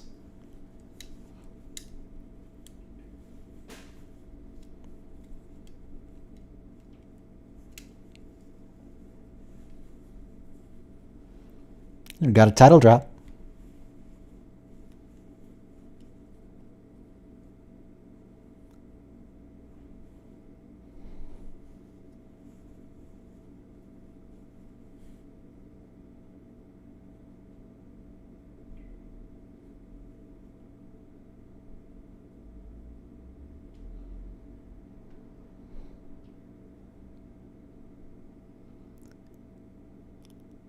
That's a bit dark. Dude's facing oblivion and you're just okay. Why is he alive? Is this holodeck character alive in season 1?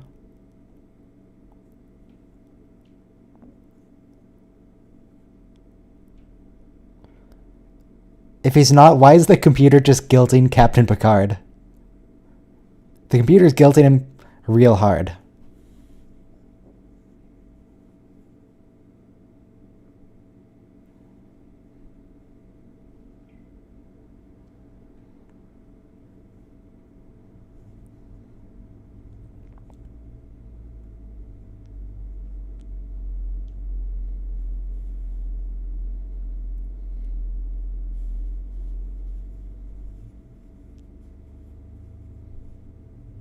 Go on? Or is that the end?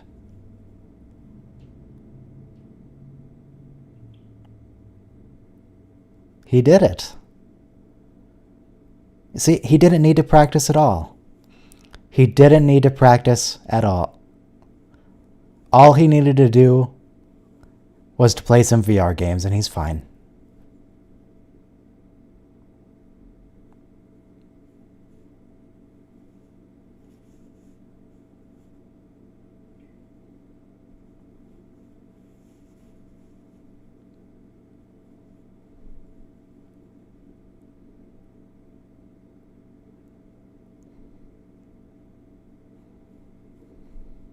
Which lieutenant?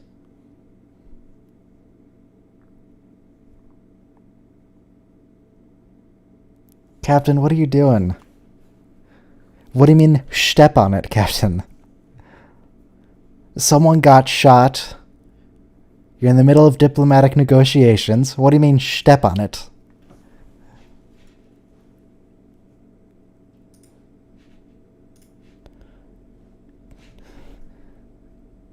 Captain Picard is not taking this seriously enough.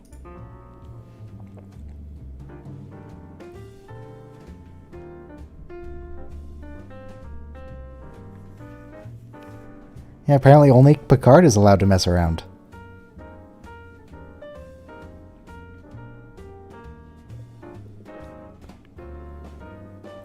Do you suppose that was a TOS script that they repurposed? Because a lot of Season 1 was. But was that a TOS script? Were they just going to originally beam down to another gangster planet? Because they've definitely beamed down to gangster planets before on TOS.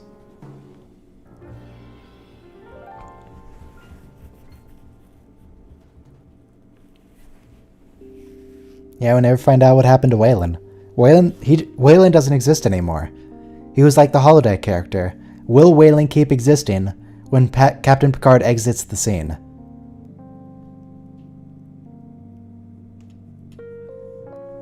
Does Wayland stop existing when Captain Picard leaves? And apparently the answer is yes, because he's not there anymore.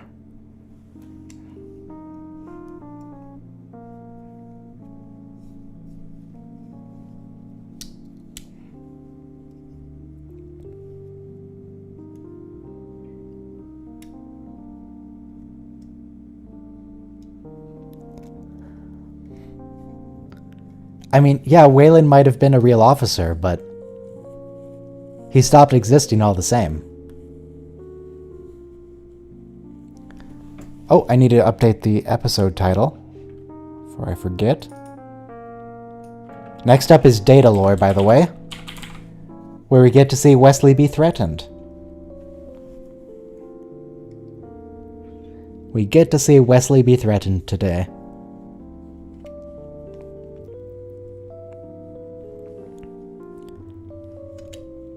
Plenty of internal inconsistency this episode. Don't worry about some of the finer details. Just go along with the story. Just go along with it. Yeah, we'll find out in 30-40 minutes whether Wesley is prepared for the kind of death he's earned. We'll find out soon enough.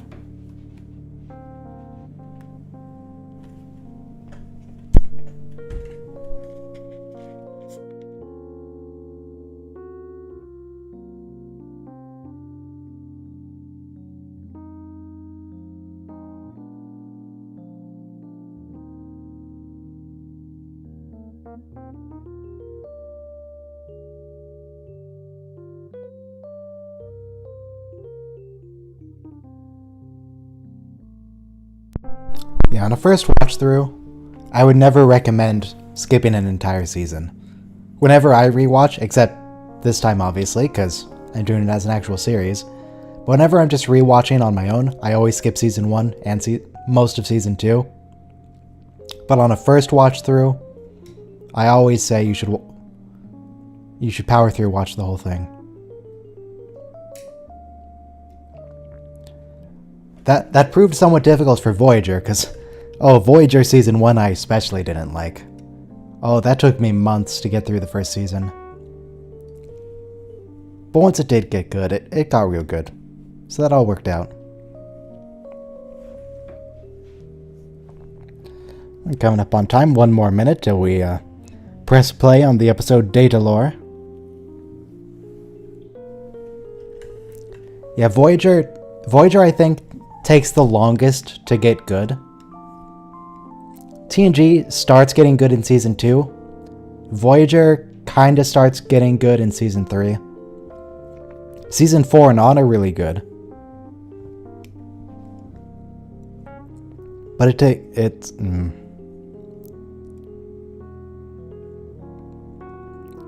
Season 3 I think is where Voyager starts getting good.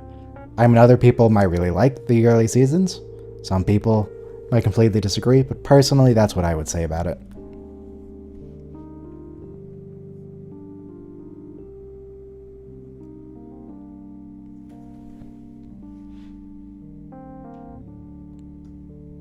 Alright, we're coming up on time.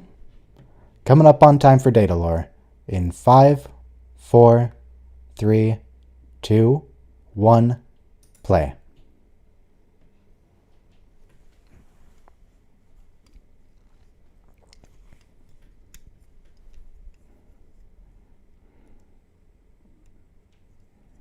Oh, season 4 of TNG is great. That's the best season.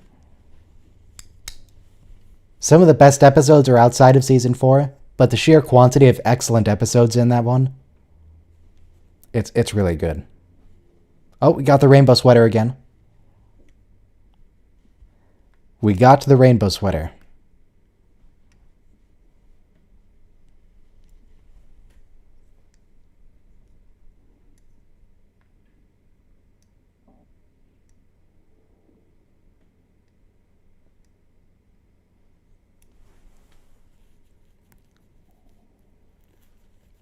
What are you doing, Data?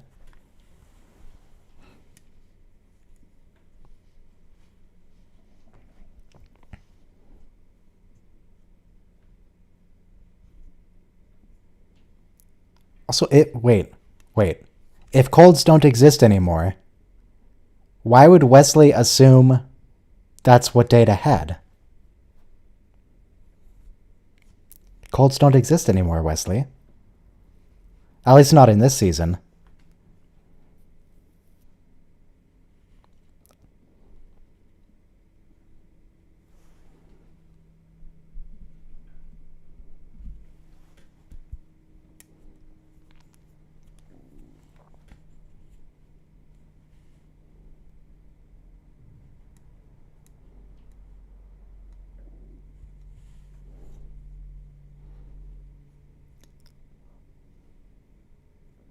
So I still don't know why Wesley doesn't have a uniform.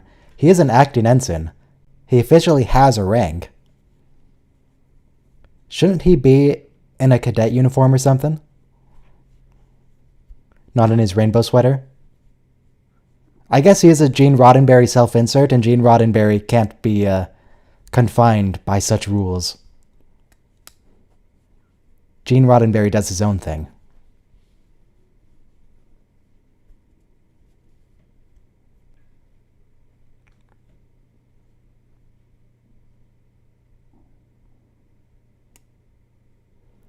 He's not a cadet. I just feel like he should be in some kind of uniform.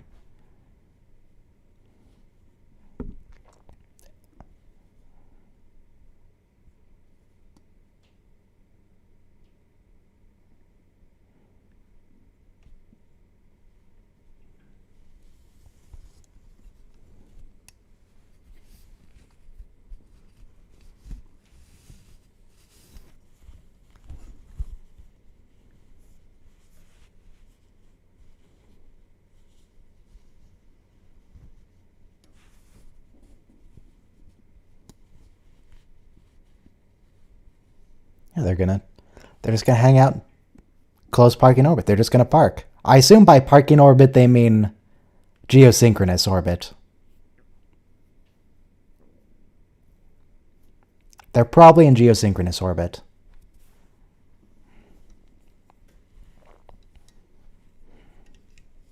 I'm sure this is all going to go very well for them. This is all going to go fantastic.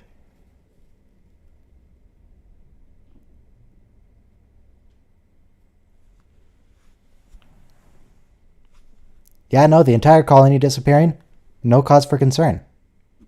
Everything's fine.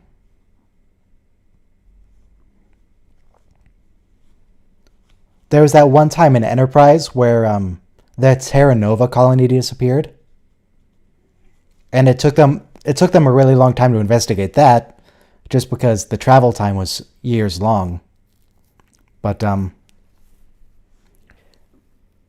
so I guess they're just taking that as precedent. Regardless of the fact that they have the ability to get there quick, they're just going to be leisurely about it. It worked out okay for Terra Nova, so it'll work out okay for everyone else.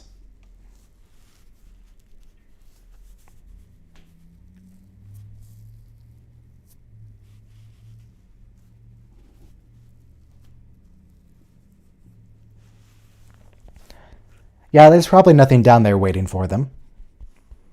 It's entirely lifeless. How can there be a single threat down on that planet? It's completely safe.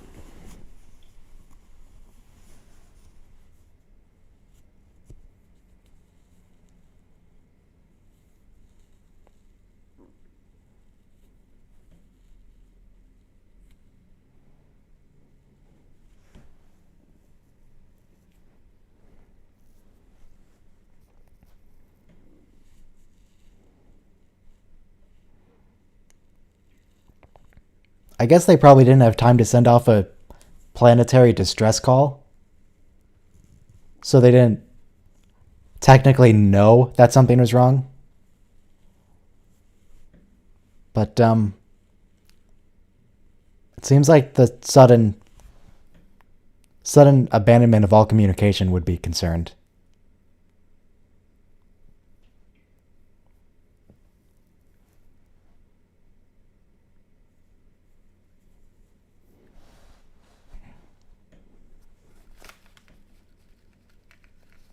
Oh, that's true. What are we talking about? They already investigated it. The Tripoli came by. They didn't do a complete and thorough investigation because they're here now. But the Tripoli found data here after the entity already attacked, so they knew the colony was gone.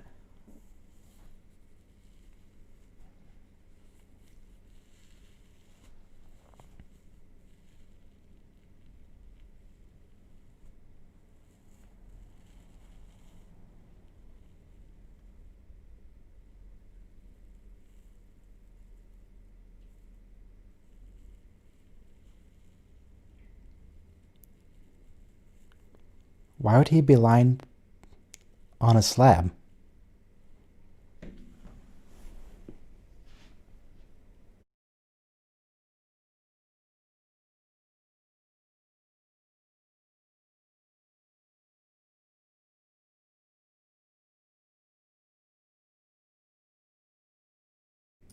Did the entity destroy all the buildings too?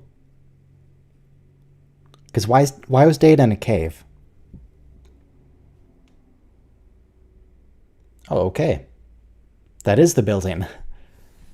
It's supposed to look like a cave.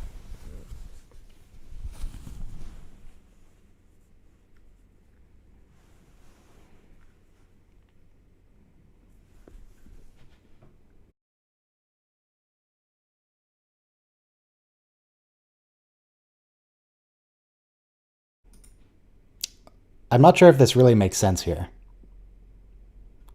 Does this make sense? That the colonists knew they were going to be eaten by the crystalline entity? Or that they were going to be killed by something?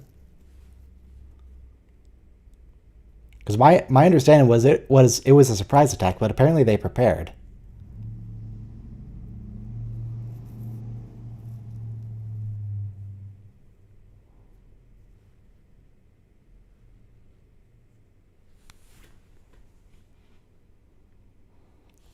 They felt a storm coming. They could feel it in their bones. They couldn't identify it, but they knew something was going down.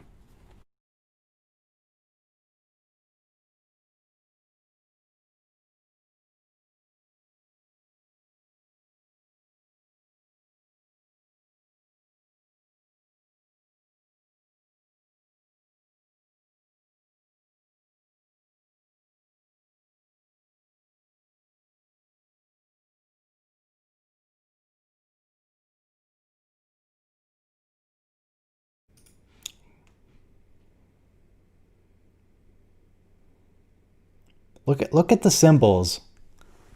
Look at the symbolic writing that's around the place. This is Dr. Soong's laboratory, and Dr. Soong was a human. But he's not writing in any human language. Unless I just don't recognize it. I mean, maybe it's Sanskrit. I don't know. I don't know what Sanskrit looks like.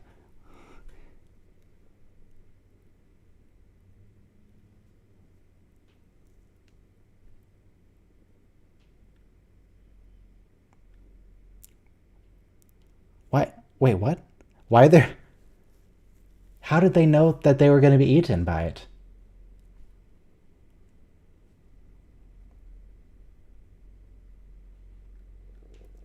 Did the whole colony live down here?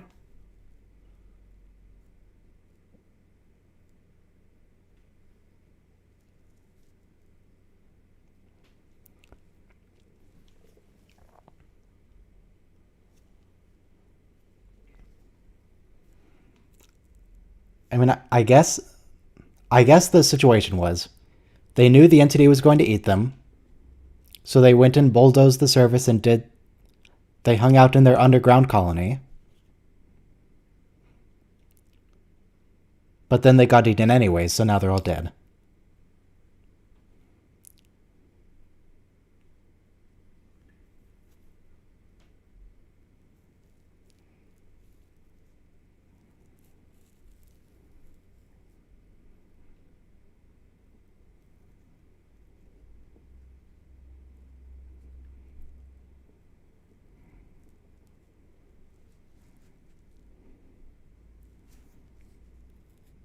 It was a special type of material in the stone that saved them on that other planet. But given the fact that everyone here has been eaten, I'd guess that this place does not have that particular material in the stone.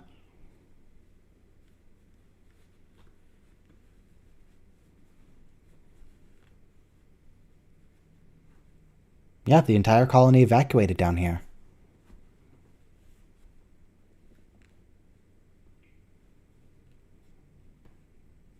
Some sort of storage area.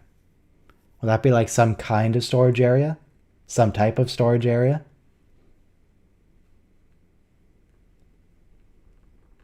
Some kind of place where they would store things.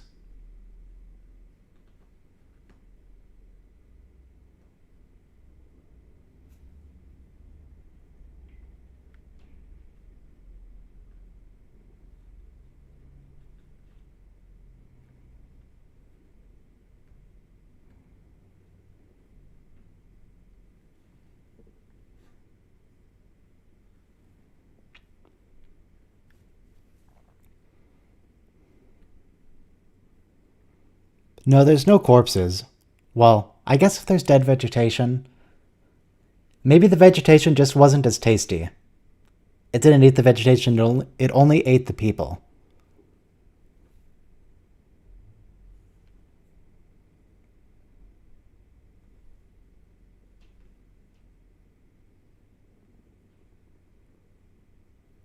I mean, to be honest, that doesn't even really look like Brent Spiner. The mannequin head.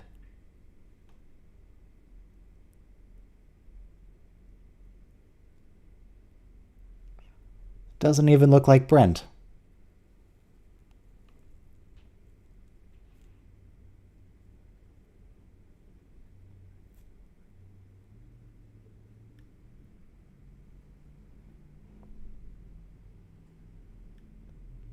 Oh, but based on Data's torso that's hanging out on the table, apparently Data has a six-pack. So that's good. Data's a real muscular android.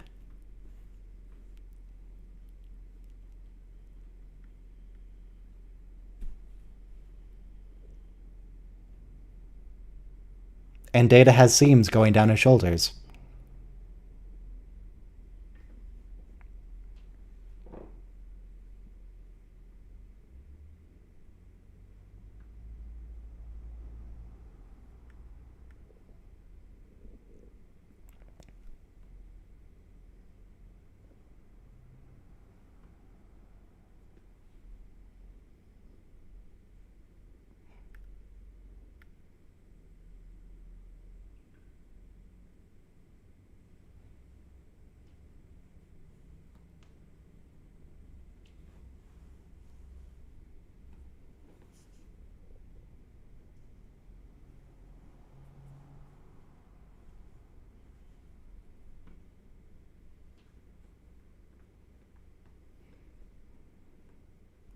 Now, I have another question. Is the totally not evil android that's currently disassembled on the table, is that android also anatomically correct? And if the assumption is he's identical to Data, is everyone on the ship now intimately familiar with Data?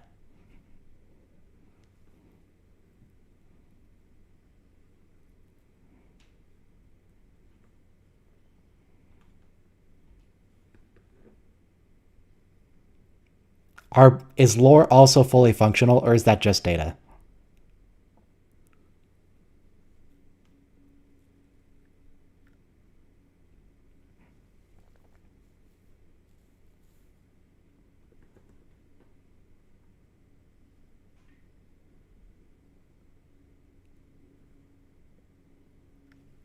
I don't know why Riker is so excited about this, but he seems pretty pleased.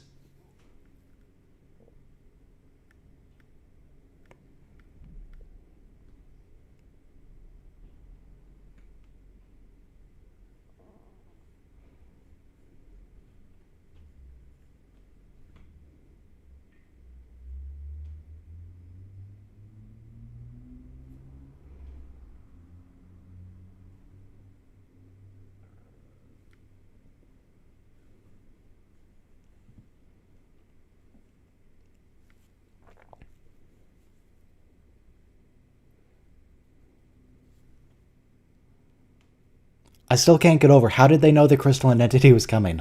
Maybe we'll establish that later in the episode. Maybe they'll work that out later.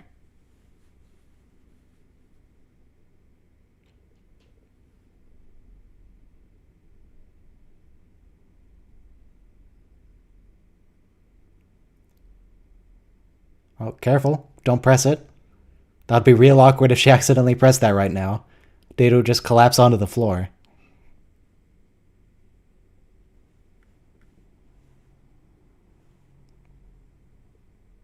Yeah, why did nobody make a log? Why would...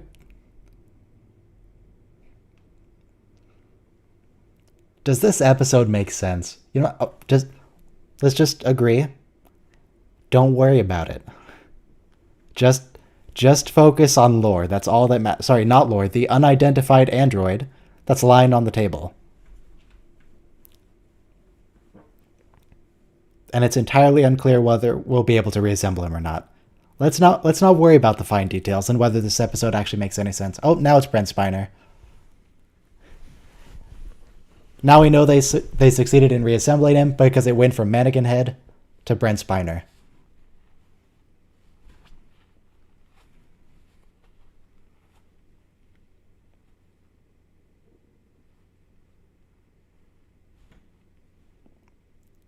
I'm not entirely sure why Beverly's here. Beverly has no idea what she's doing here. That's not a person, Bev. You're not an engineer.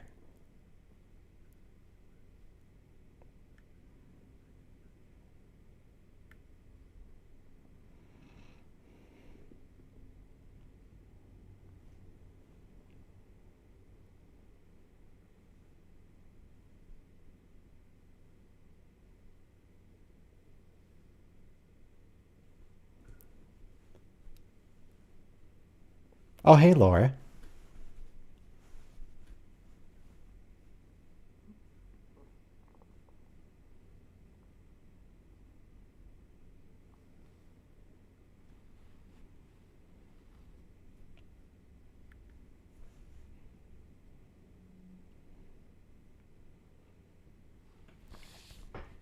Now, I feel like we're supposed to be interested in the fact that Lore is actually like smiling and emoting. But Data has also been emoting throughout season 1. Not as much, but he absolutely has been.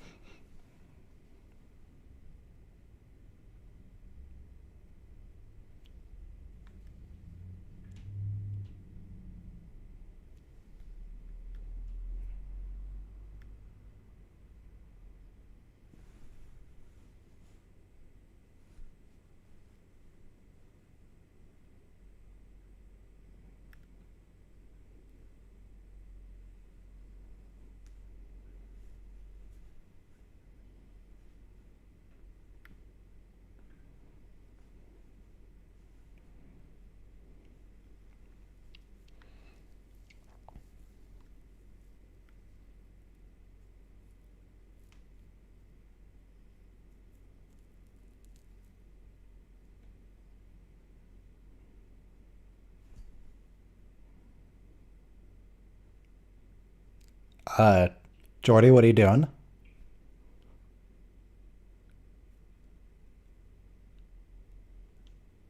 Why are you training Lore?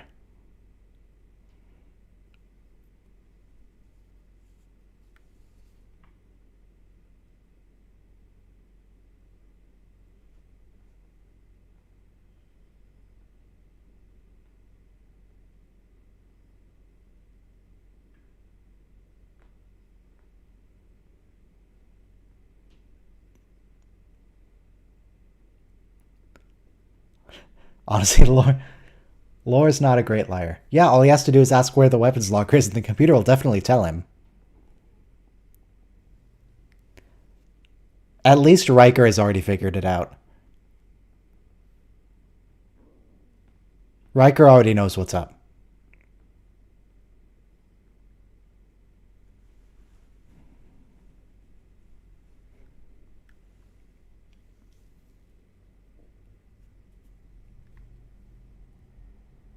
Oh yeah, Lore's not actually at the helm, is he? No, Geordi's at the helm. I guess you can access the helm from either.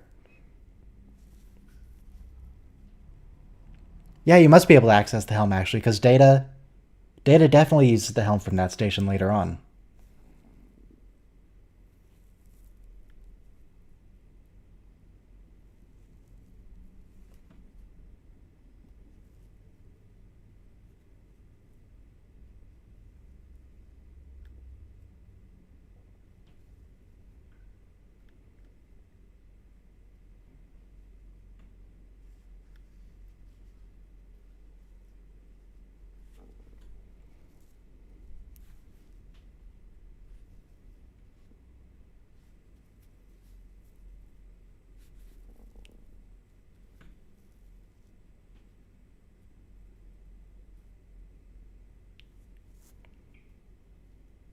I'm just looking for the seam.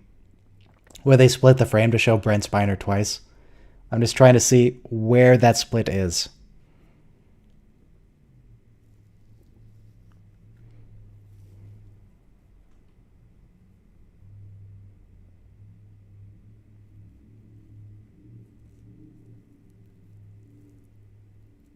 All right, where does the frame cut?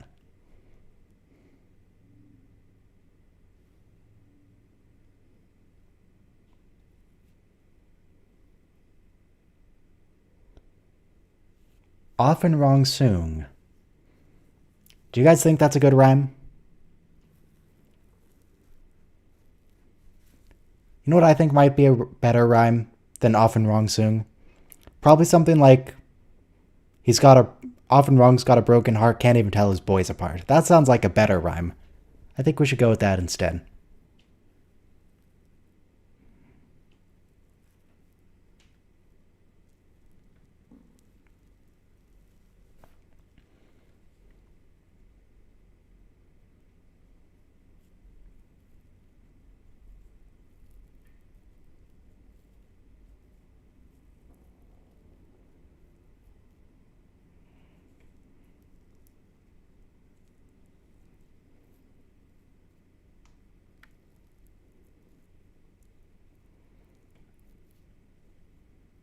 It seems like Brent Spiner's really enjoying this new role.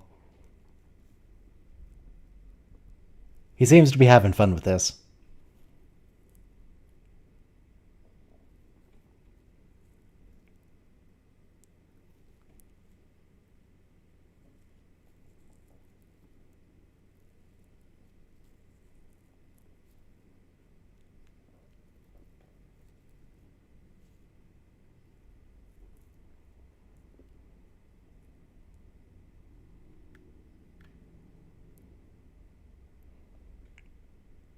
But Lore, you weren't even the first attempt.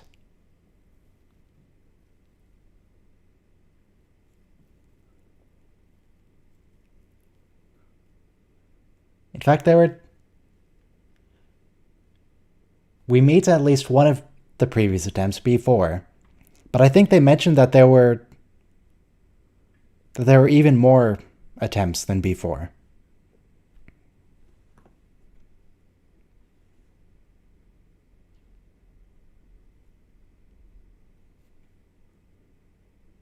Thank you, Grant.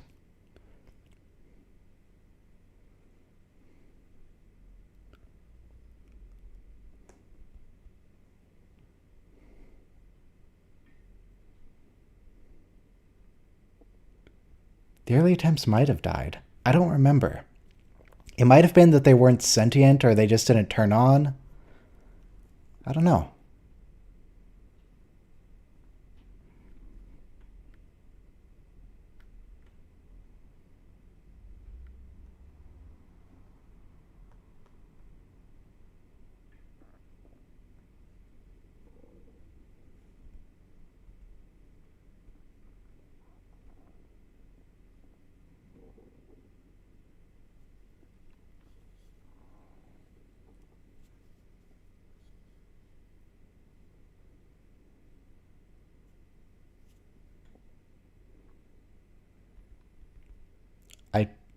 Data, why are you trusting him?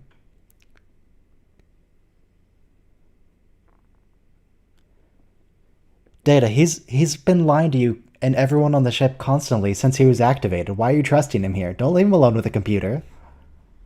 Data, what are you doing? Data, listen to the music cue. Data, no. Also, that showed a Constitution class starship. That wasn't an Enterprise class on the display there. That was Constitution.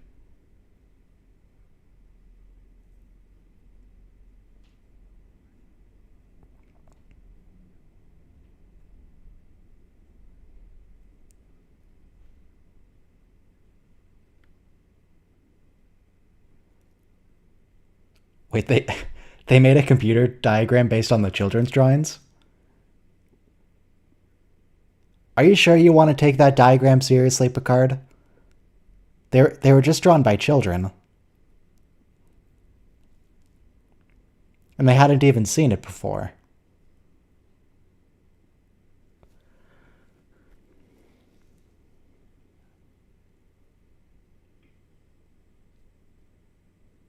I want to see this reconstruction used for all kinds of children's drawing. I want to see them use that reconstruction software on the drawings the kids make of Captain Picard on Captain Picard Day. I want to see, will it produce an accurate picture of Captain Picard? Or will it produce someone with orange lumpy skin?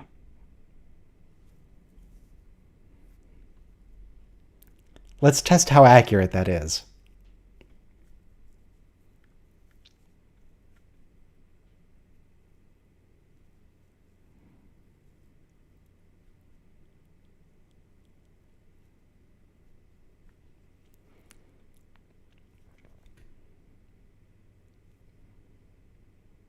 Data, would you like to report all the line? You're on the bridge. He's right there. Nope, he's just leaving.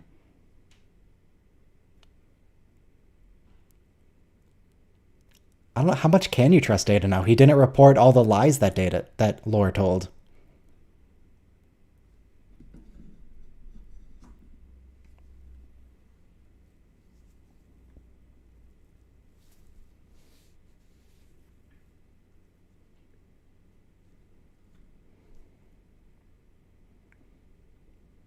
Lore, are you gonna roofie someone? Lore, come on, man. Do we need to have a counter on screen for how many times people get roofied? Because I think we're up to 3. We're on episode 10 and we're up to 3 roofies. Oh no, we're past episode 10. We're on episode 12 now, excuse me.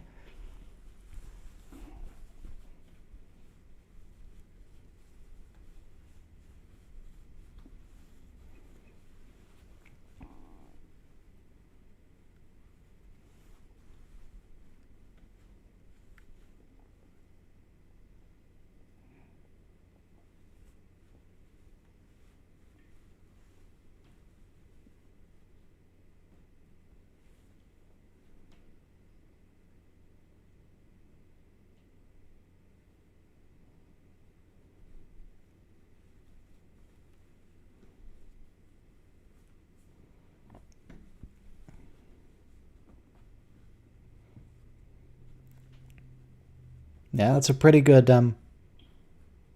split shot.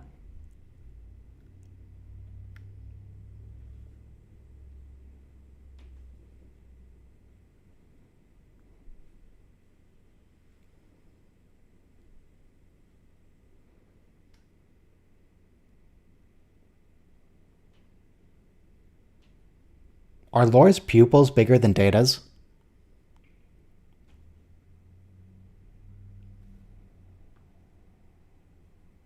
I've just been looking at their eyes. That's not Brent Spiner laying on the ground. That is not Brent Spiner. I've just been looking at their eyes. I think Lore has different pupils.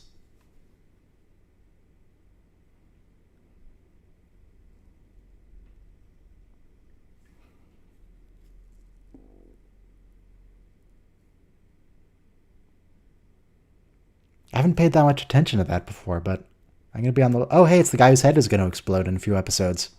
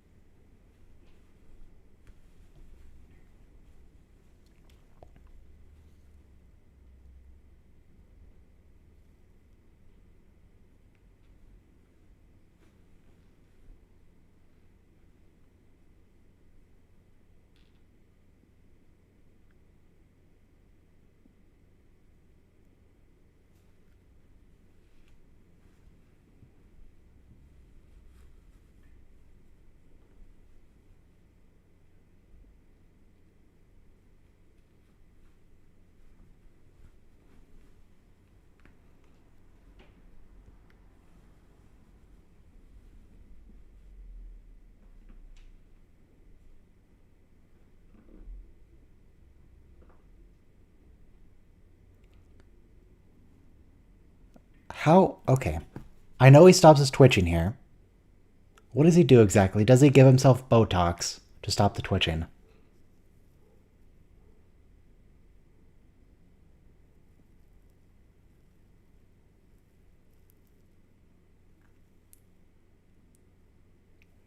Is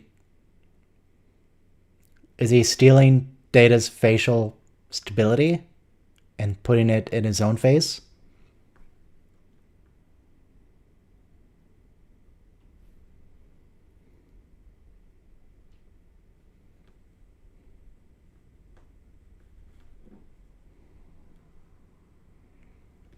Hopefully West... Nope, I don't think West said anything. West didn't say nothing. Oh, no, he did.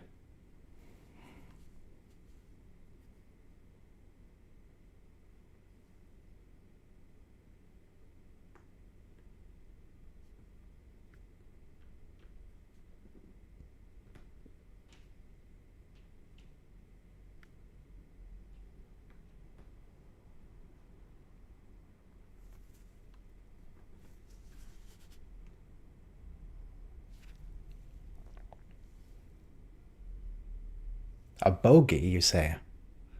Not an unidentified vessel. A bogey.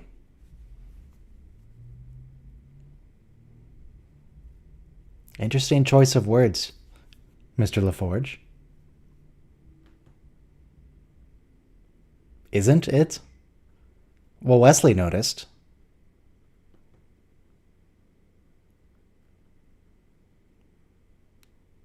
Wesley, do you want to mention anything?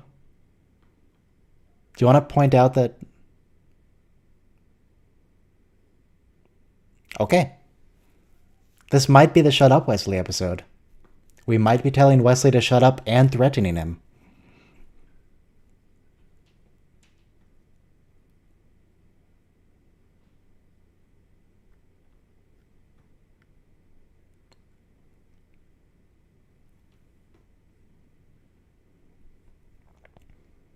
Interesting that Geordi went to another window here.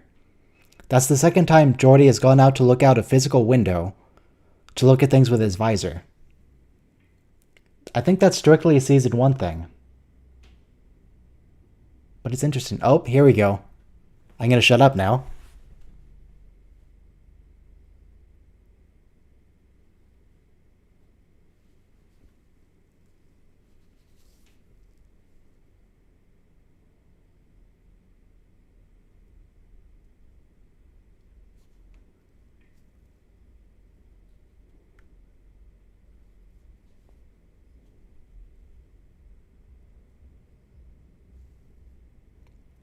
Is he not going to say it now? Oh, it's not right now. No, that'll be a few scenes from now. It can't be too far away, because we're actually near the end of the episode.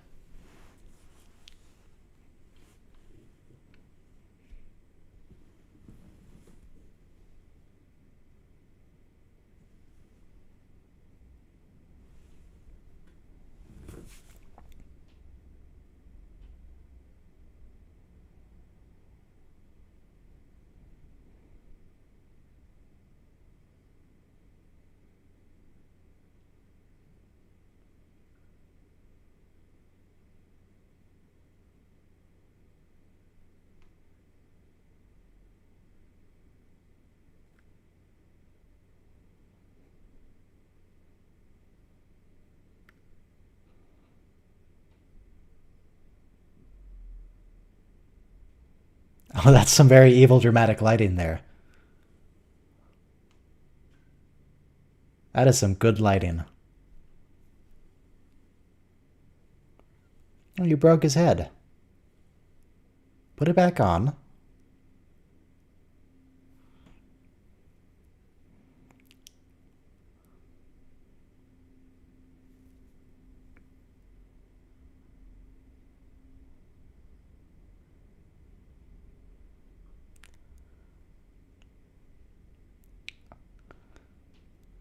All right.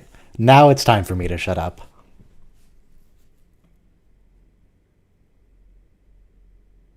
Oh, come on. Just tell him to shut up. Come on, Captain. Wesley, keep trying to save the ship.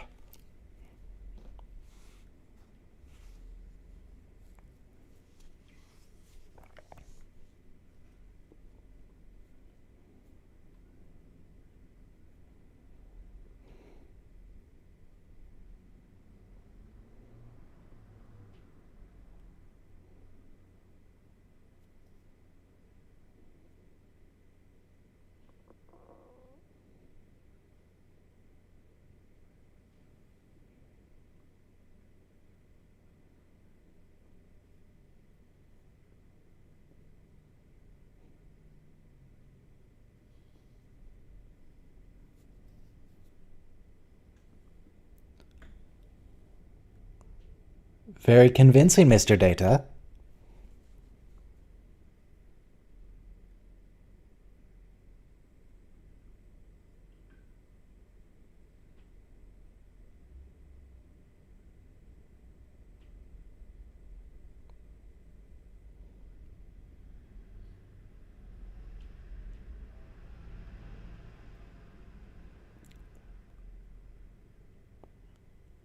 Can the transporter do that? Because, I mean, he's not gonna...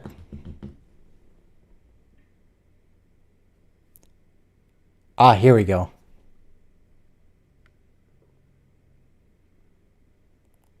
Marvelous. Where are they gonna get the tree? I don't think the transporter can create one. And they're not gonna drag one down to the cargo bay.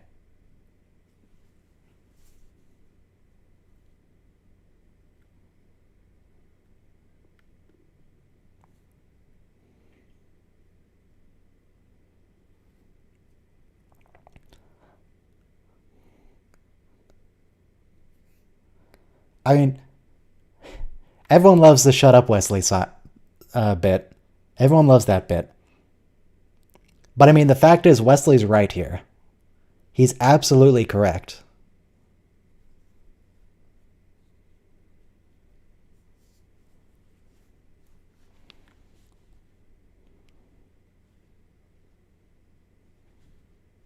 He's the only person that realized that lore is in fact that data is in fact lore. He's right that they're not listening to him because he's young. Wesley is absolutely correct here.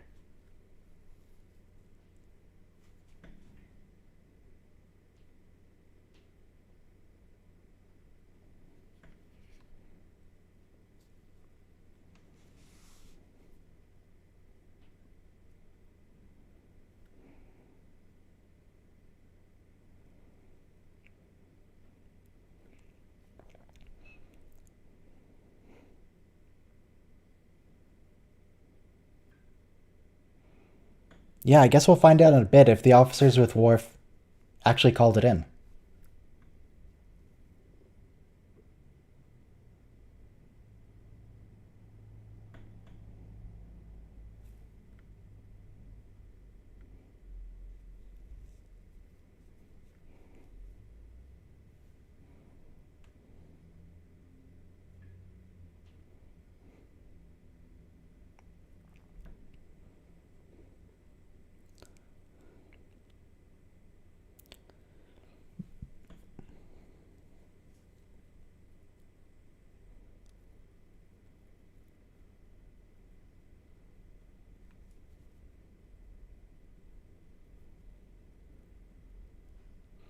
I feel like the Doctor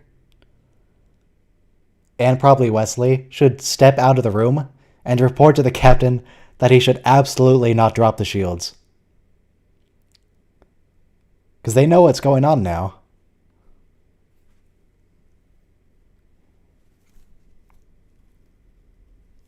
Do you want to report what's happening?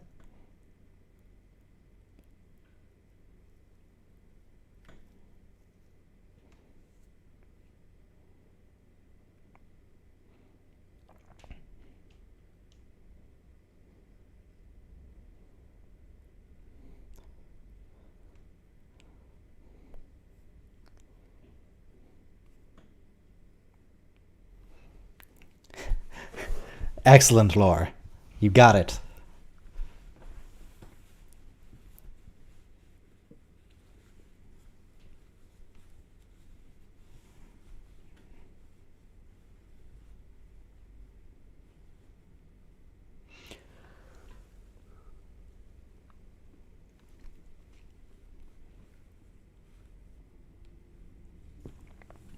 I feel like Lore should not let her go. Lore should just shoot her right now. If she leaves the room, she can report to Captain Picard with her communicator what Lore is planning, which requires that they drop the shields. And if Beverly reports it, then they won't drop them. Lore, you just need to shoot everyone in the room, then continue with your plan. Also, that's not Brent Spiner. when it's that high camera angle, look at Lore, that's clearly not Brent Spiner.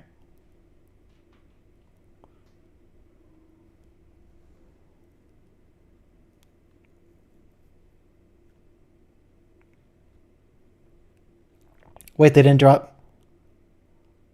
How did they transport him?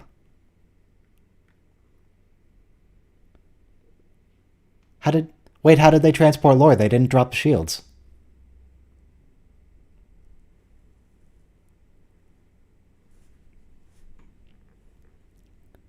But then if they can transport without dropping the shields, then what was Lore's plan? Because the dropping the shields was integral to that.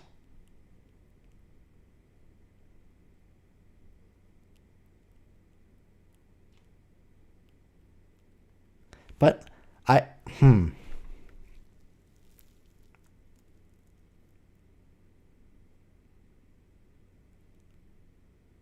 What do you mean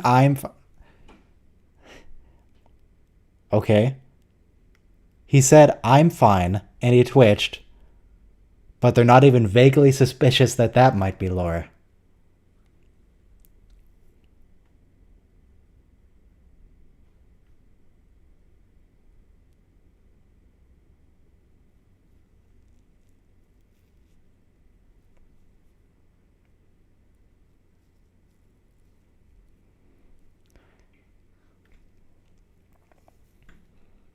Yeah, maybe it's just Lore from now on. Every episode we get, it's Lore. Alright, well that's the last episode for today.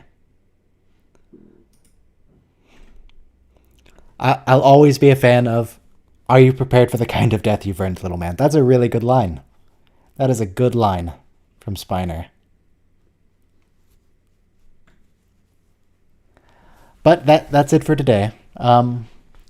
Tomorrow is Deep Space Nine. Schedule's in the description. Let's see what episodes are tomorrow. DS9 Season 1. Let's see, that's going to be the Nagus. We're going to meet the Nagus. We're going to see Vortex. And Battle Lines. Battle Lines with Kaiopaka. We get to see Kaiopaka. Kaiopaka is certainly a much better Kai.